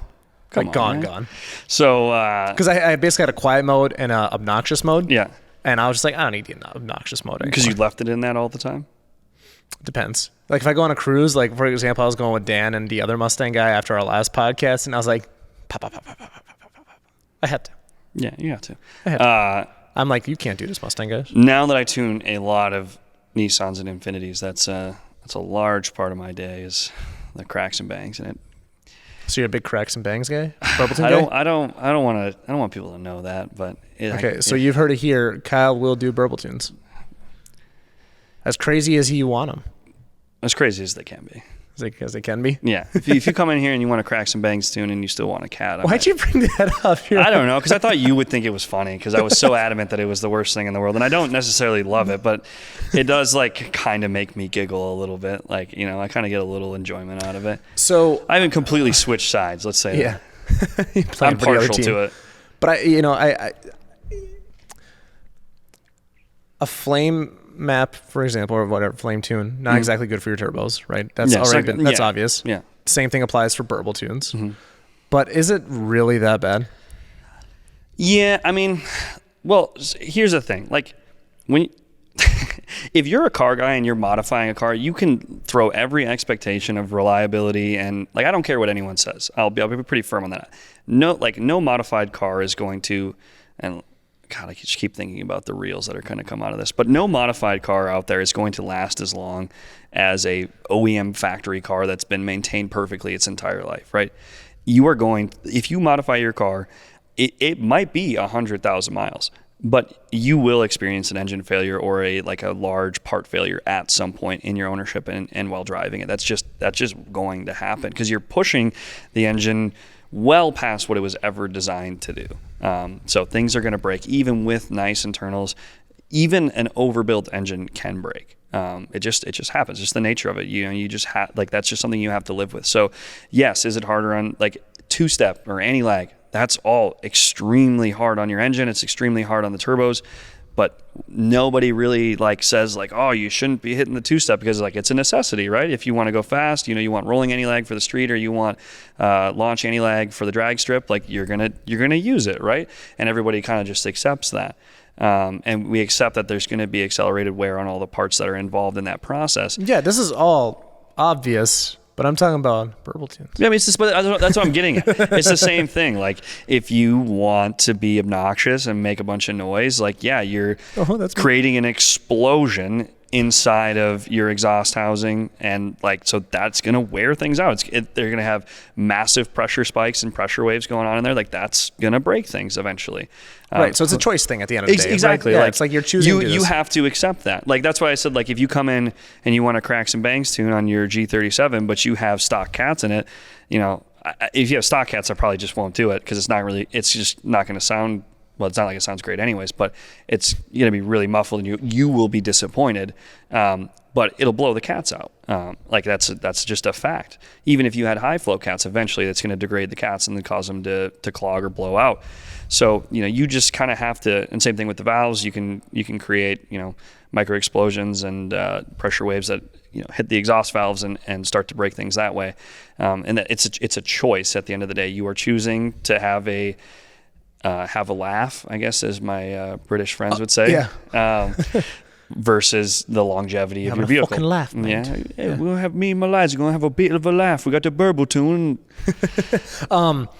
But no, because I remember seeing that a lot in the comments. Because it's fun to look at the comments of these reels. That's what I do every night. Yeah, no, I pinned yours. That was a blast. No, because there's a lot of people disagreeing, saying, well, it's not going to do anything. Yeah. It's not going to cause any damage, and that's just blatantly wrong. Yeah, I mean, for the most part, I think there's a varying degree. There's some cars that come factory with a little bit of Burble. Right? Jaguars come first to mind. Yeah. I was thinking of the Hyundai N series cars, like the Kona and the what's the other one? Well, I didn't know they come with stock Burbles. But they're not. It's not anything crazy. It's not super aggressive or anything. But there is a slight rumble, and a big part of what goes into a flame map or a Burble tune map is decel fuel cut. So when is the injector when you're on decel, when the engine's on decel, there's not really much of a reason for the injector to be on and spraying any fuel. There's no load, there's no demand. So most OEMs will shut the injector off until, there's a hysteresis between when the injector turns back on and when the car starts to idle again. And there's other parts of that have to do with drivability on and off throttle. Sometimes you can have a more harsh decel if the injector shuts off too early. So sometimes they'll leave it on decel to kind of smooth that transition out. And that's going to naturally, if the exhaust is hot, that's going to naturally cause a little bit of a burble, and you're going to hear that. So there's plenty of cars that come stock that have burbles and they live life totally normal. It's when you get really aggressive and you're dive bombing. It's me rocking the chair. I know, I'm just wondering what's going on. And you're like dive bombing, every single underpass you can go under and just putting it on max burbles all the time. That's when you're going to see a lot of the accelerated wear. I would say if you're kind of, you pass your buddy on the highway and you flip into the map with burbles on it and you hear it for a second, then you go about your day and you never turn them back on, you're probably going to be fine and you're not really going to experience anything. But it's the guys that have it on all the time and they're racing up and down the freeway just being ignorant. That's when you start to see some accelerated wear on parts. I don't think this one, I promise you this one's not going to be a highlight. I'm just curious. What do you think? Who cuts people off in traffic more, Mopars or German cars? Like cutting up traffic, bro. I got flicked off this morning, so yeah, that might be a good. I used my blinker, so because like yesterday, I feel like I live in the prime area, or not live in the prime area. I think my commute is in like the prime area for cutting it up, and I think it's the Mopar guys, at least here. I mean, I've been noticing a lot of Germans. I went out east like a month or two ago, and I drove all over. I stayed with my buddy in Connecticut, and we drove, New York. That's a super smart guy you were telling me about. Yeah, right? Alex. Yeah, he is super smart. He lives in Connecticut, so we went to Manhattan, we went to Salem, we went to Rhode Island. Like where they did the witch trials? Yeah, I went there. That's crazy. It's sweet. The East Coast is like, man. Now we're getting into a travel podcast here. If you want to experience like every season and every sort of climate, and you want to be in the mountains, but then you also want to be at the beach, the East Coast is where it's at. You can do it all there. And nobody says, "Yep, I'm going to vacation in Connecticut." Nobody says that, right? Have you ever heard anybody say, "I'm going to Connecticut for a vacation"? No. Doesn't ring a bell. No. But 2 minutes from Alex's house, I could drive on the most beautiful driving roads that are like mountainous and curvy and everything's cool. You could see waterfalls. And then I take Sounds like my Tinder preferences. And then you drive an hour towards the ocean and then you're at a beach.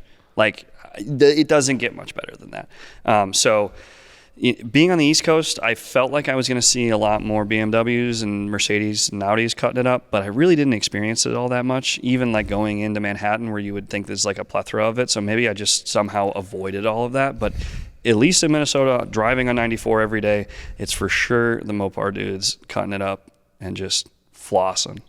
The G37s come in every once in a while too, G35s. Yeah, but that's like every G37 owner, every Q50, G37, G35 owner just wishes that they owned a BMW. I mean, that's just how it is. Oh, I thought you were going to say GTR. No. You know who graduates to a GTR is Evo guys. Like Evo 10 Volkswagen guys too. I see that a lot. Volkswagen and Evo 10 guys. Have you done many Evos? No, I actually don't tune Evos. I have tuned Evos on standalone. I don't do stock ECU Evos currently. It's just kind of But you have done a handful of standalone then. Yeah. So like Tommy Efiaz, Evo 2, that was on a Haltech. And then was that 2 or a 4? 2. And then it was a 2, but it had like 4 skirts and a 3 bumper. Evo 1 through 4 or 5 are like, they're like Hondas where you can just kind of switch everything. Checks out. But I did a Evo 4 like 3 weeks ago that was also on a Haltech. So when it comes to standalone tuning, as long as you know, I'm going to get a little in depth here, but as long as you understand the workflow of the engine, meaning does it have a variable valve timing system on it? Does it have some sort of cam advance or variable lift system on it? All that's going on. And then if you know the trigger pattern of the crank and cam triggers, as long as you know that, then you're essentially just characterizing the engine, which is all tuning is saying, this is how much airflow is moving through it, and this is how much ignition timing it likes, and this is how it makes power, this, that, and the other thing. As long as you can figure out the beginning stuff, like ultimately starting the car. Tuning most engines is relatively, like, obviously when you get into the exotic stuff, that's way different. But at a bare bones level, and like, when you say exotic stuff, you mean like exotic cars? Yeah, or? like Lambos and like Mercedes, like crazy Mercedes GTRs and stuff like that. That's a whole nother world, right?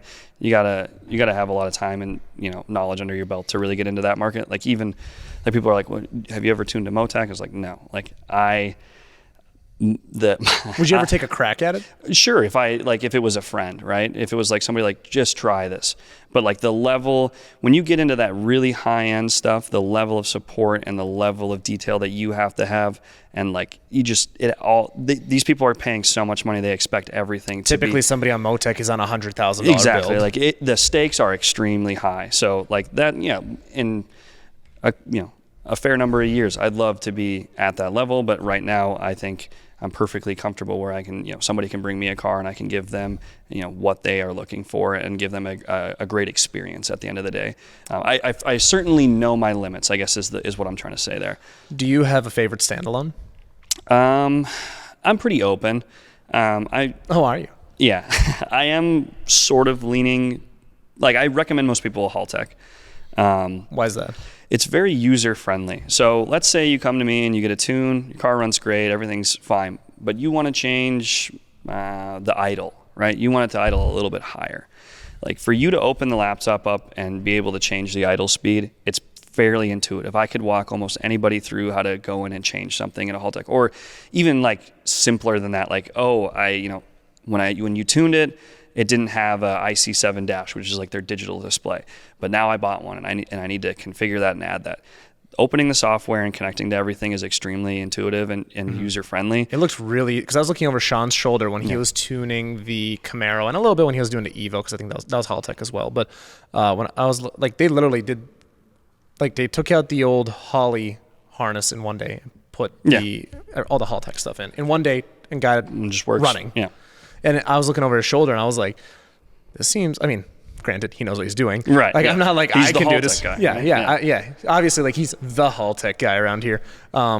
Is that accurate? Yeah. Just making sure I'm not stepping on any toes here. No, absolutely not. Yeah, you just kicked me all I aggressively. didn't mean to. I got longer legs. Not long, but longer. But like, it was really interesting to see him work, because I was filming the whole thing, and it looked pretty quick.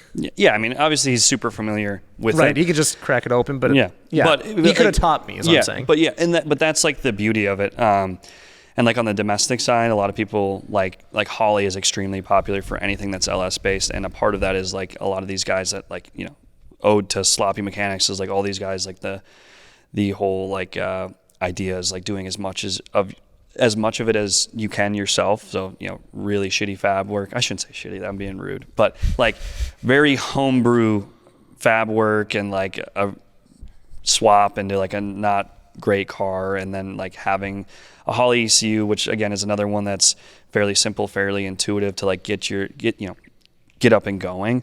The Haltech side, which is broad, they make, a Haltech is essentially a universal ECU. It can run anything that has a cam and a crank trigger. And it's just very, very easy for somebody to open a laptop, connect, and, if they need to change something, they can. Or if they need to see something, let's say they don't have a digital dash and they don't have a gauge for something and they want to see what's going on, like if they're trying to diagnose something, it's very, very easy for them to get in and see all that. Whereas like something like an AEM Infinity I wouldn't say it's the hardest thing in the world, but for somebody that's that has zero experience tuning and has no idea what they're doing, it's a little bit more cumbersome to like get in there and like configure a custom screen. Like it's not hard by any means, but if that's not what you do every day, it's easy for me to say that that's easy.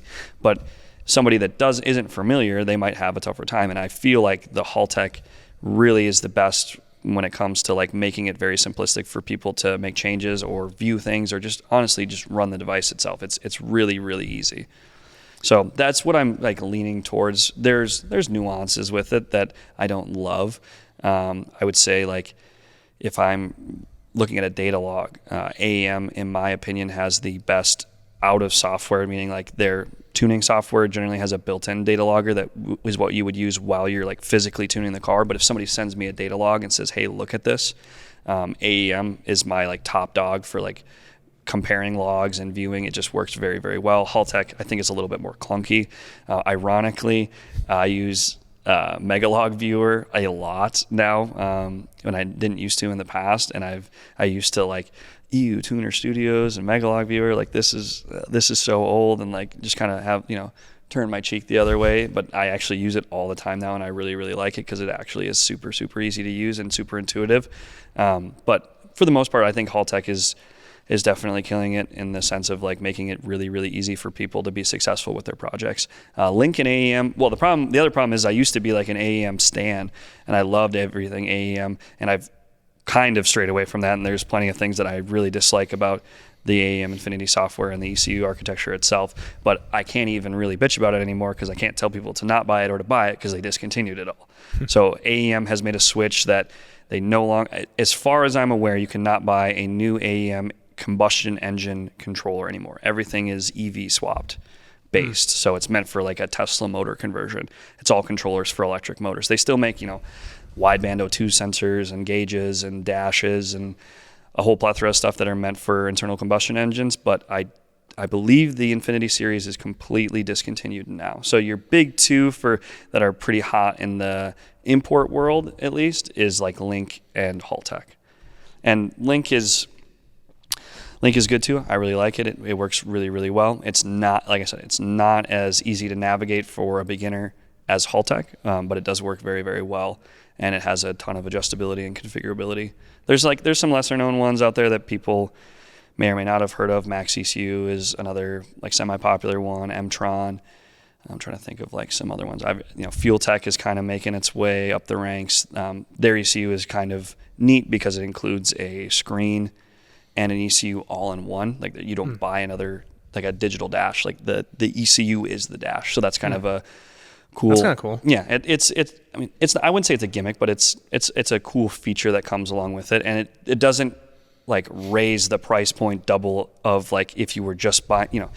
If I was just buying an ECU, it'd be $2,000, but because this ECU doubles as a screen, it's $4,000. It's priced competitively with an ECU that is just an ECU and not a screen.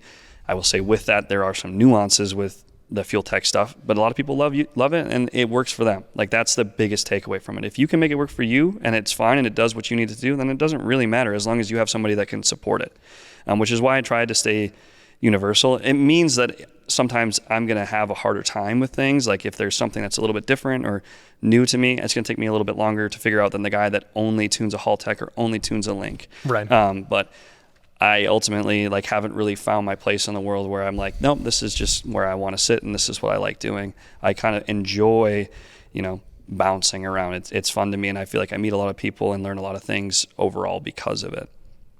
I recently asked Sam when they were on our podcast for Ratified episode 91. I was asking like where he gets his knowledge and stuff. Do you have that sort of same? No, you're good.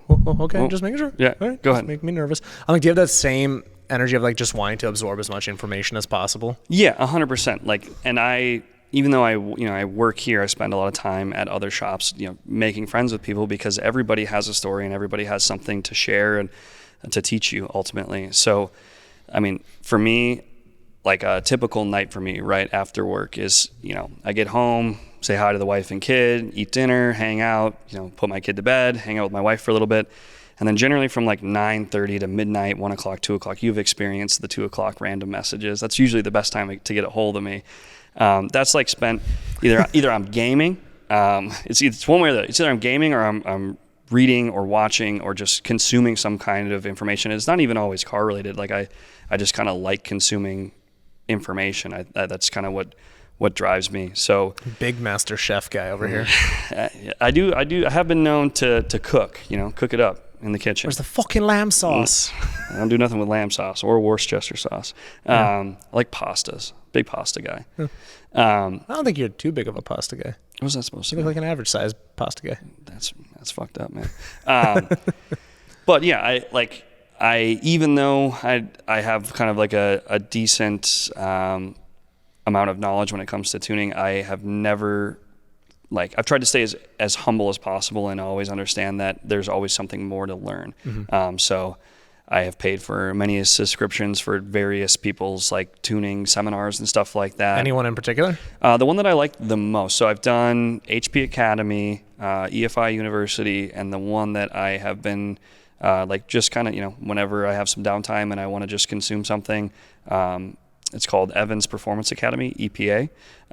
He's who I've been watching, and a lot of it is because the modules that he does pertains to kind of what I'm doing here. It's, I feel like it relates most well to me, and they're very one-on-one and focused modules where, he kind of walks you through everything and gives as good of an explanation as you can in a, couple hour long seminar. And funny enough, Jeff Evans, who's the guy that runs Evans Performance Academy, was a well-known tuner on the East Coast. And then when the Big Daddy government got involved and was starting to knock on doors about, performance tuning for street cars, he actually got like a cease and desist from the EPA and was told he couldn't tune cars anymore. I'm hoping I'm quoting this correctly, but this is my understanding. And so when that happened, obviously he had to make a living and had made his living tuning cars, which he was being told he couldn't do anymore. So he started filming these seminars and teaching other people how to tune, and then he named it Evans Performance Academy, which if you spell that out is EPA. Yeah, I got that immediately. I was like, all right, that's funny. Yeah, I was like, that's pretty ironic. That's the story behind it. But yeah, his modules are really, really good, and they're really, really in depth. Like something like the HP Academy, which is I think the most popular. Like, would that be HP tuners? No. HP Academy is something different. Okay. Yeah, they're some Australian guys. They do a lot of Crikey. stuff. Yeah, right. A lot of they work, I think, pretty closely with the guys over at Haltech. So a lot of their seminars are, they're using Haltech stuff, or they have a lot of webinars that you can view for free, like on YouTube. Like they're pretty well known for like their shorts and stuff like that, or like the snippets of their full tuning seminars. So I'd say they're by far like the most easy that comes to mind when people are like, oh, where do I go to learn about tuning? HP Academy is generally what most people think of. That's a good baseline one? Yeah, it's broad. And that's the thing is like, when you're starting out, you have to start broad because you need to learn via experience. You can't just, be like, oh, I'm an expert now. Like, it doesn't happen overnight. You need to get your baseline and understand, and then you start to work and learn things and learn by doing. And then you go back and you say, okay, what am I missing?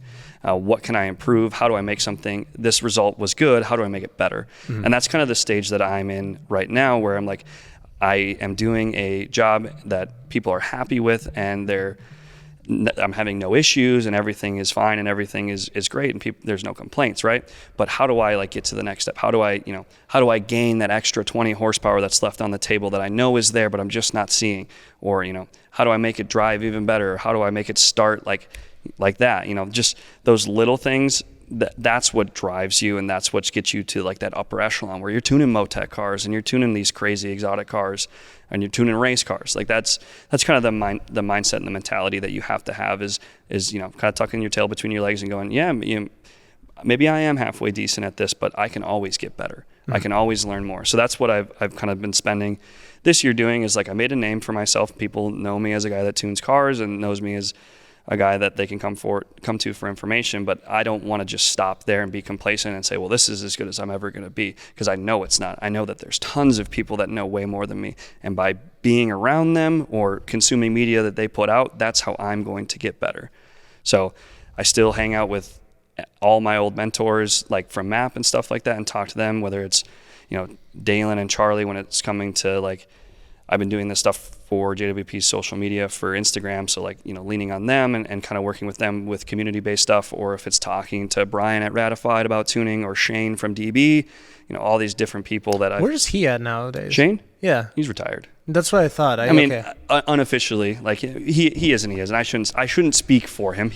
But the shop isn't around anymore, right? It is. Or DB isn't? Or it is, but it isn't. It's not what it used to be, I guess is the best way. More like invite-only sort of deal. Kinda. I can't speak on it because it's not my place. Good call. Yeah, but it still exists in a way. Okay. There's nothing bad happened. Right. I guess is the best way to put it. But Shane is just taking a taking some time for himself. He's been around forever, and like he is like the staple of Minnesota tuning. He's the guy that everybody went to once upon a time, and he just, he had an opportunity to not continue to do that for the rest of his life, and he kind of took some time to say, I might do something different for a little bit. But he's still around, and like I said, I still stay in communication with him, and if I have something that I have a question about, I don't know how I completely space. Sean's here all the time too. So if I have a Hull Tech question or like, hey, have you ever seen this before? That's the biggest thing. The biggest way to get ahead when it comes to doing something like this is asking questions. And I am someone who is terrified of asking questions because I hate seeming stupid. Right? Which is weird because you seem very inquisitive from my perspective. Yeah, I mean, I'm a talker, right? Like that's half of my job at MAP was presenting and doing social media. So naturally, like I'm very comfortable. But I do try to instill in like anyone that I talk to of like, I still have a long journey to go as far as like who I'm going to be. There's always more I can do. It isn't just you get to this point and then there's no reason I'm going any further. Like I want to keep going because that's just what drives me. Longtime listeners of the show know that I don't like to peddle BS, whether it's my own merch or the people I represent. I want to make sure that my listeners are getting the best quality stuff. That said, we had the Lunatech team on a podcast on episode 57, and they talked about their awesome detailing products. My personal favorites, Aquabead, just because it really makes it easy to not have to clean my car again. But I also enjoy Skeeter Deleter and Lemon Tech because I got a lot of brake dust from riding people's asses and having to slam on my brake. Don't worry about it, okay?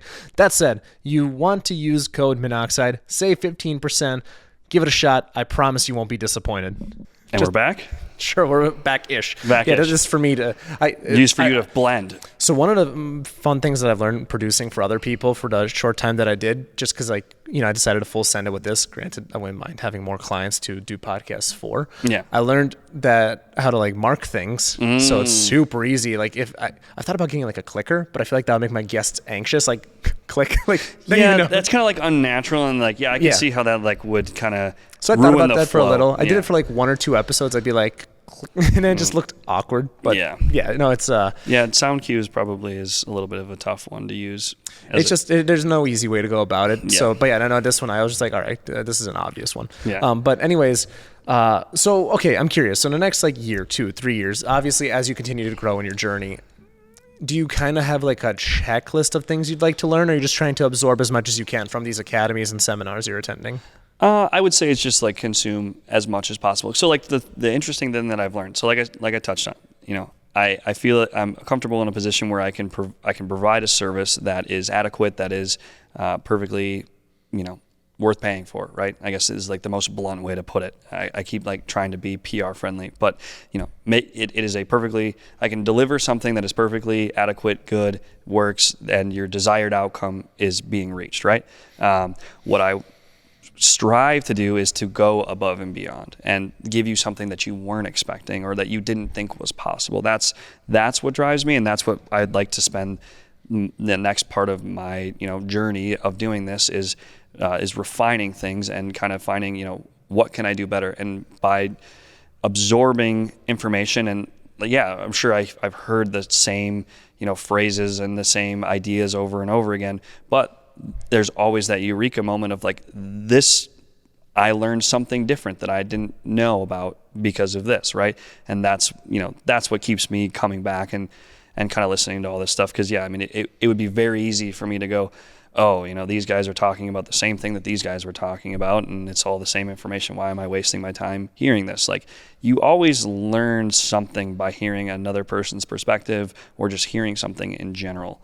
So that's kind of, like I said, the next portion of my journey is taking what I already know and what I've already determined that I can do, and then how do I make that even better? How do I keep pushing forward? That's kind of what I envision for myself, is just refining my craft now that I've kind of made like a footprint in my life of like, the first year or so was like, okay, this is going to be the trial of like, can I do this, right?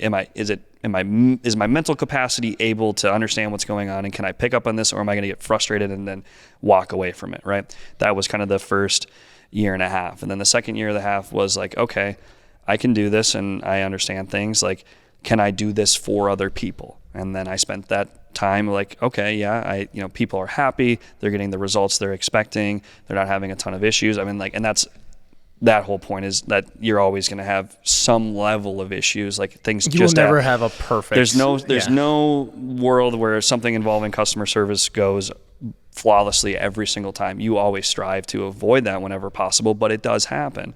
So, after realizing, okay, things are working out and like this is working and everything seems to be going the way it should be, then you go, okay, well, how do I get even better and how do I continue to grow? I think that that's the most important thing, is to not like become complacent and think, well, and then this is all I need to know, and I can just stop here, and I don't need, the growth doesn't need to go any further. Mm-hmm. That's what's driving me now, is just knowing that like there's always something new to learn. And I'm a guy who hated school, so the fact like, dude, that happens to all of us. It's so funny. Like to my dad, my parents in general is like, I was a skateboard kid who wouldn't go to school and hated being in school. And the moment that something piqued my interest, and like my parents always caught on to that. Like when I was in high school, history was like always the subject that I had the best grades in, because I liked it. I found it interesting.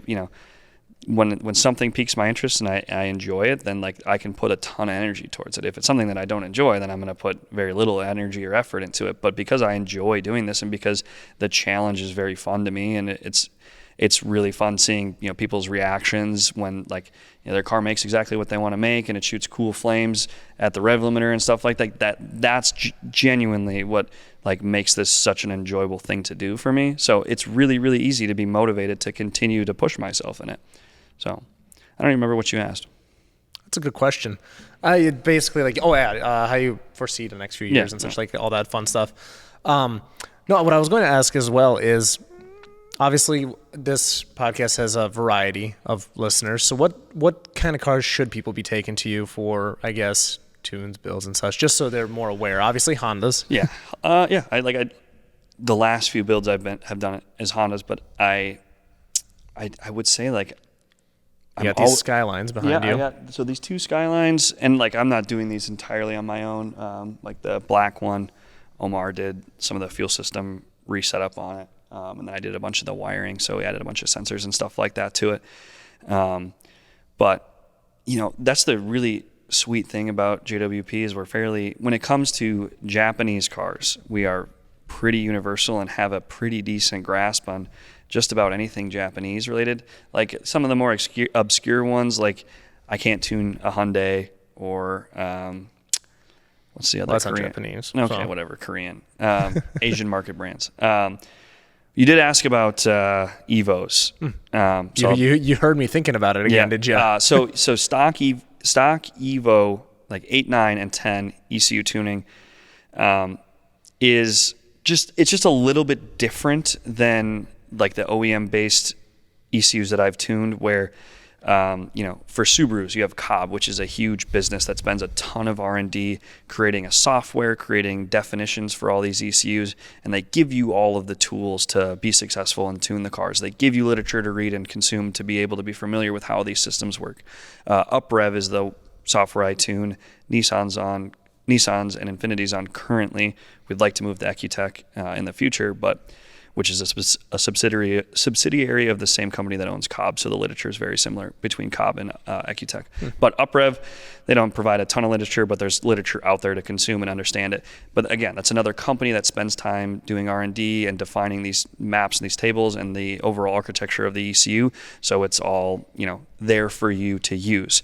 When it comes to stock Evo 8, 9, 10 ECUs, it's what's called open source tuning, which means it's a community-based thing, and that there's all these people in the community that have made definitions, they've made ROM patches, they've done all these different things. But the problem with that is you have to spend a lot of time and invest a lot of knowledge to understand how it all works and to make it work correctly.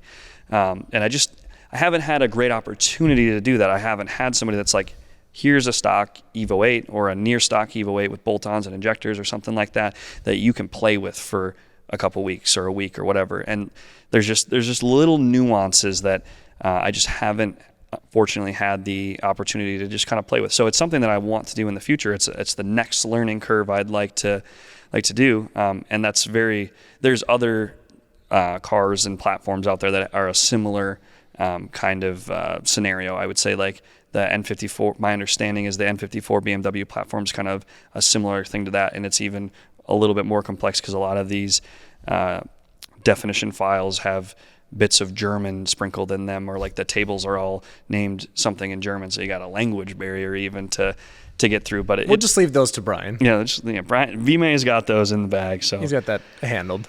Yeah.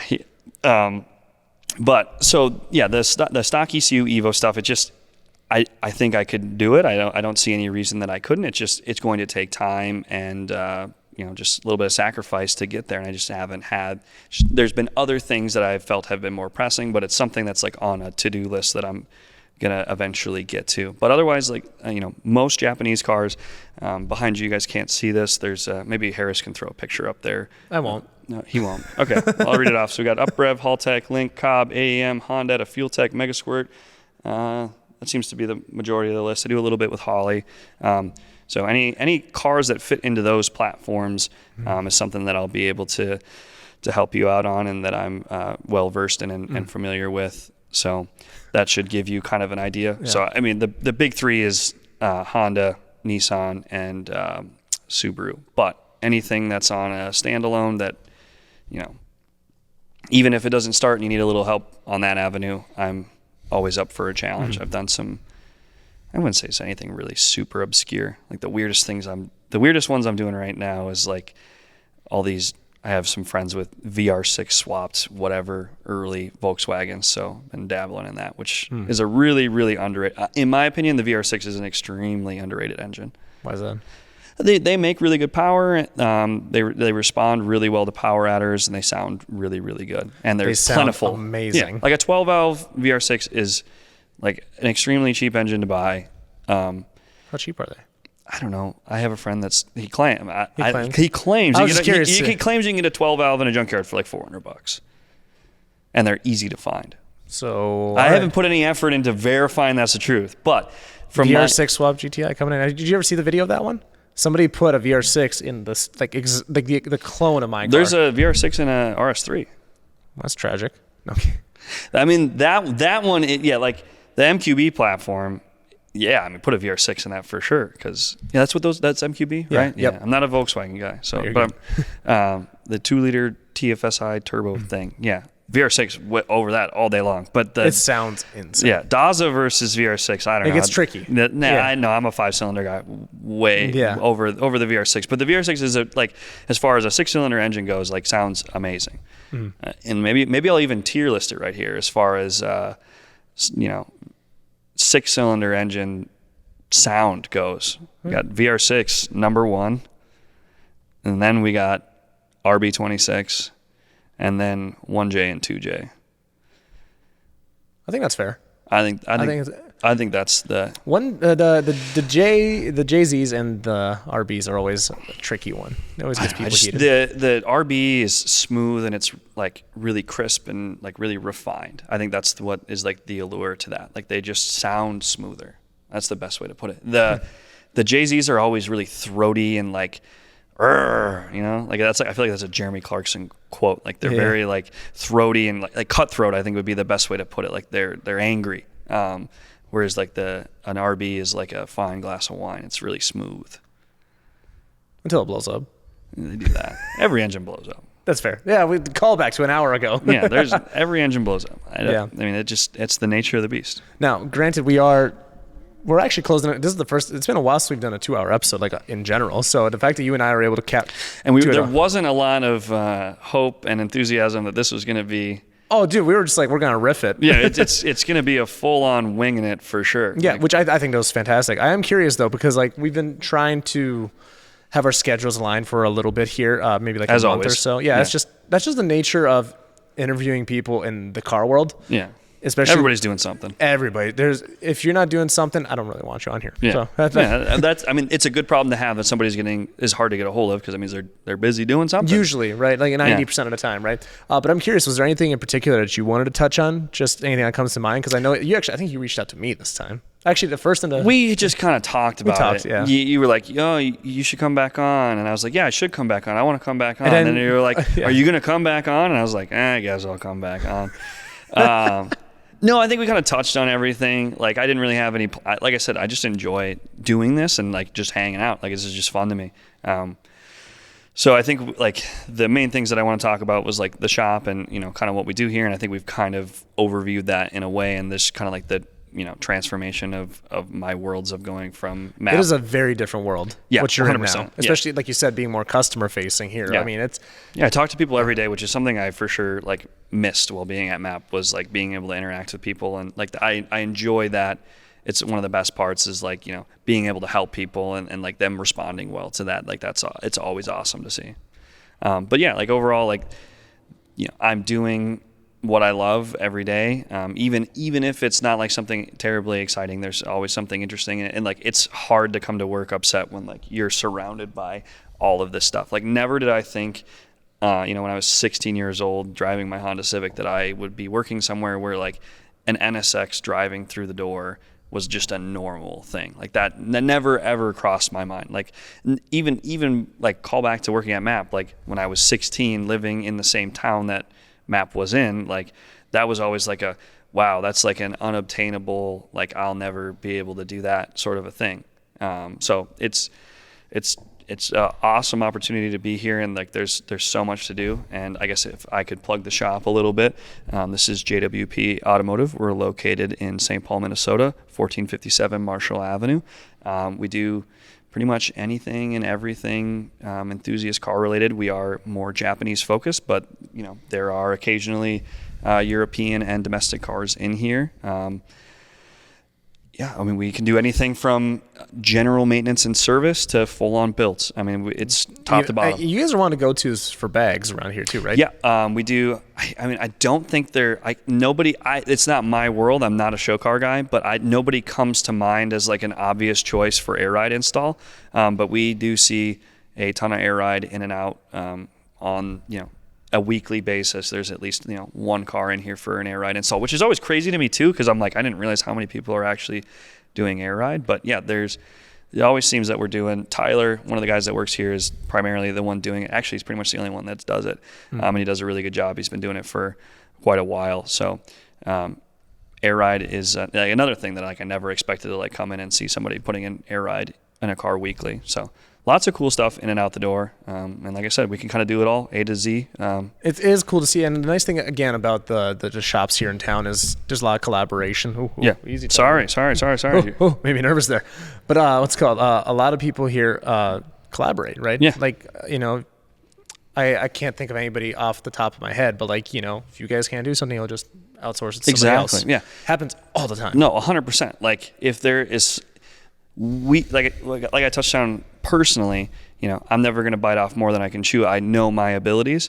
If we think that another shop better suits you, we're going to let you know, right? If you come in and you want like a Mopar build, we're going to send you to M&P, right? If you come in and you want an RS3 build, we're going to send you to Ratified. And this, they have this in like, that's the best part about like where we're at is, everybody's friends. Like there's natural competition, but it's like a friendly rivalry. Like nobody's like, going to strangle the other guy at an event or something. Like it's like, we're all friends. We all hang out, like, and we all conduct ourselves very professionally, and we're able to like help each other, everyone grow together. Because if everybody grows together, that's better for everyone. Which we've noticed a ton in the last few years. Everybody's gotten bigger. John went from budget auto to this, Rat went from one shop to two shops. M&P had a massive expansion. They doubled it's literally double the size. Everybody is better off if we're, friendly and working together and helping each other grow. Everybody eats if you do that. So we, if there's something that we can't do, we can point you in the direction of somebody that can. And the same goes for the shops that we send cars to. They send people to us on the daily. Like Sam at Ratified, who was just on here.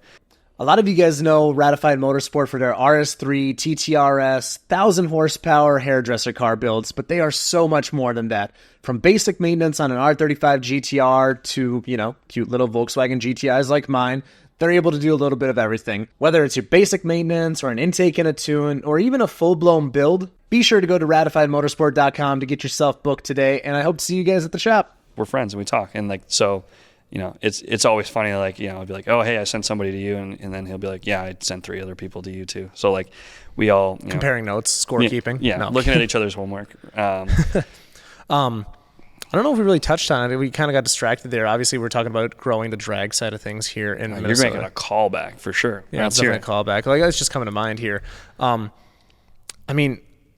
Is the Honda scene here growing? Yeah, it is in ways. I feel like when we think about the scene growing, obviously people that are car people and new people coming into the scene are generally younger. They're kids that are getting their license and then they're growing into being a car person. But somebody that's already well established as being a car enthusiast is they've been around for a while, right? And when we talk about the car scene growing, it's generally people that are younger. And what I've seen is the younger crowd more seems to focus on things that are newer. So because leases are so cheap and the Euros are getting cheaper. For example, dude, you can get really what's 135i cost? Right? Still too much. 10, 15 grand for a higher mileage one. Right. It's and you could build them to the gills. But even newer than that. When I was 16, buying a current model year Honda Civic Si was that's on Obtainium, right? But it's very frequent that I see, guys that are pretty young driving newer cars, and how they come about to, acquire these cars is whatever. Maybe they work really hard. Maybe mom and dad got it for them. Doesn't matter to me. You do have a car and you're enjoying it, whatever. And so I have seen a rise in popularity of these newer generation or more current model year cars, and especially in the Hondas. The FK8 Type R is extremely popular, and that's a newer that's the second newest generation Civic Type R chassis, and they're very popular because it's the same Honda performance focused driving experience that you have come to know, but you have all the modern creature comforts that make it a fun experience to drive. They finally came down to a reasonable price point. Yeah, they were bad for a while. I'm glad I didn't get one when I was browsing a few years ago. I would be very underwater. Yeah. Dude, John Cena's got one. No, he loves them. Exactly. He's a Honda guy. But I've never seen him drive one. You've never seen him drive anything. You missed a joke. This was the joke and went right over. Shut up. Visual bit. But yeah, I feel the 90s Honda scene by no means is dying. There's still a plethora of guys and 88 to 2000 Civic rolling around. It's probably guys that are in their 30s and up probably building that scene, would you say? Yeah. I just don't see many 18-year-old kids wanting to get a EK. Nobody's oh, I dream to have an EK and anymore. You know what I mean? Because you could just finance a B58 right. nowadays. And it makes triple the horsepower of a EG or EK Civic. You're looking at high 20s, low 30s to have a B58. Right. And like I said, a part of that is just how easy some of these newer platforms are to make a fun level of I won't say a high level of horsepower, but a fun dailyable level of horsepower. I had a E92 335 as a daily driver for a little while, and I loved that car. It made 330 horsepower and 330 foot-pounds of torque. It was not fast by any means, but it was just fun enough and just comfortable enough to where I never got really sick of it. And sure, yeah, I would have loved to put a big single on it and made 600-700. That would be awesome. But I crashed it. What do you think makes it so easy nowadays with the newer cars? I'm sure there's the technology is so much better. Fuel is so much better, and there's more people interested in cars. So money drives everything, right? So that's why the obscure weird platforms, the only people that are making waves in that sense are people that are heavily invested in it. But these platforms that are extremely popular and extremely prevalent, there's money behind it. So there's an incentive for businesses to push that platform and push the the technology forward and make it easy for everybody to do it, because then they will do it and then they will spend money. So that's ultimately what like kind of drives it. It's kind of greedy in a way, but like it makes sense, and it's better for everybody, because if you're pushing something and making it better, and it's more available to more people. If the only way to make 700 horsepower on a B58 car meant that you had to buy a really obscure, weird part from some other side of the country, and it was really tough, then nobody would do it. Right, that makes sense. But if you can go to any, you can go to any website and purchase everything you need to make, 500 horsepower or 600 horsepower on a B58 car relatively easily, and that's available, then there's no reason to not do it. Good point. Distribution of parts and everything is so much better than it was even 10 years ago. Right. You can go on a website. You don't got to order it from a magazine. Yeah. So, I mean, I didn't have to order it from a magazine 10 years ago, but think 20 years ago, right? Yeah, 20 years ago, you did a lot of things with magazines. Right. Nat Geo. Nat Geo. Yeah, definitely something. So, there's so much, push to develop things and make it easier for people to enjoy their driving experience, that it drives companies to continue to push things and continue to make things better. And that's ultimately how we've ended up here. That makes sense. Well, since it's been 53 episodes, I think it's fair to ask you this question once again, to see where your answers lie. At the end of every episode, we like to ask not we today, but we like to ask our guests to pick 3 cars. You have an unlimited budget. You have to pick a daily, a track car, and a show car. All right. Well, I've already answered the first one, which was daily driver, F80 M3. To me, that's like the perfect performance to comfort to price point, in my opinion, for what I like. That's like where it is. For a long time, I was really, really gunning for an FK8 or an FL5 Type R, but to me, they're priced pretty similarly, and the amount of car you get with the BMW versus the amount of car you get with a Honda, it just makes more sense to do the F80. Track car, Honda Civic, an EG hatch Honda Civic. It's the ultimate track weapon, drag, autocross. They can do it all. Not in the same configuration, but that would be my ultimate track toy, I guess would be the sense. I don't know what configuration it would be in. Probably drag race, because that's always how I've been. It's just I enjoy watching. What goes into a drag configuration? How much are we talking here? Unlimited budget. Okay, so we can never make it through anything without asking a million questions. If my ideal setup would be like a street strip track car, so I could still drive it on the street and take it out on a weekend, or maybe do a drag and drive with it, I guess would be a better example. Would be all-wheel drive, K-Series, 6.4, 6.6, and enough power to run 950s on a slick tire consistently. That's all I'd want. Going any faster than that, chasing into the 8s, or even, people are going 7s now. That's when you start breaking stuff. 950 is slow, and by today's standards, which is crazy. But I feel like that's I can still have fun with it. It's not going to break all the time. So maybe it goes an 8.9 one day. But that's how I want to set up my car in the future, is 950s on a slick and be able to drive it, do a drag and drive with it. I don't know. Maybe I'll lower that down to an 8.9 or something like that. But yeah, I mean, that's pretty much the formula. Big turbo, slicks, good traction control, good ECU, and picking either if you're going to do the front wheel drive route or do the all wheel drive route, which the all wheel drive route has, makes it, I wouldn't say easier, because there's still nuances with it, and it's just kind of all set up at the end of the day. Any particular nuances? I mean, yes. God, you really put me on the spot there. It's just challenges. You're trying to convert a car that was never intended to be all-wheel drive, so obviously there's mounting and stuff like that has to go in it, and then making the driveline fit, keeping parts alive, like transfer cases and viscous couplers are always an issue, and even rear axles and rear diffs, and then making it all work correctly so the car leaves. Lots of people have been trying different things with different weights in the viscous couplers to make the car have more or less power at the rear wheels to make the car leave differently. So it's all tuning is so much, like when you say tuning, like there's so much more than just like putting a car on the dyno and then making power. Like if you want a competent drag car, you're going to spend some time on the dyno, but like way more time at the track dialing everything in, from the engine tuning to the suspension tuning to you tuning yourself, right? And training yourself how to drive the car. There's so much that goes into it. But for my show car, I don't know. I could use the cop-out answer, which would just be an F40. Like that, everybody loves that.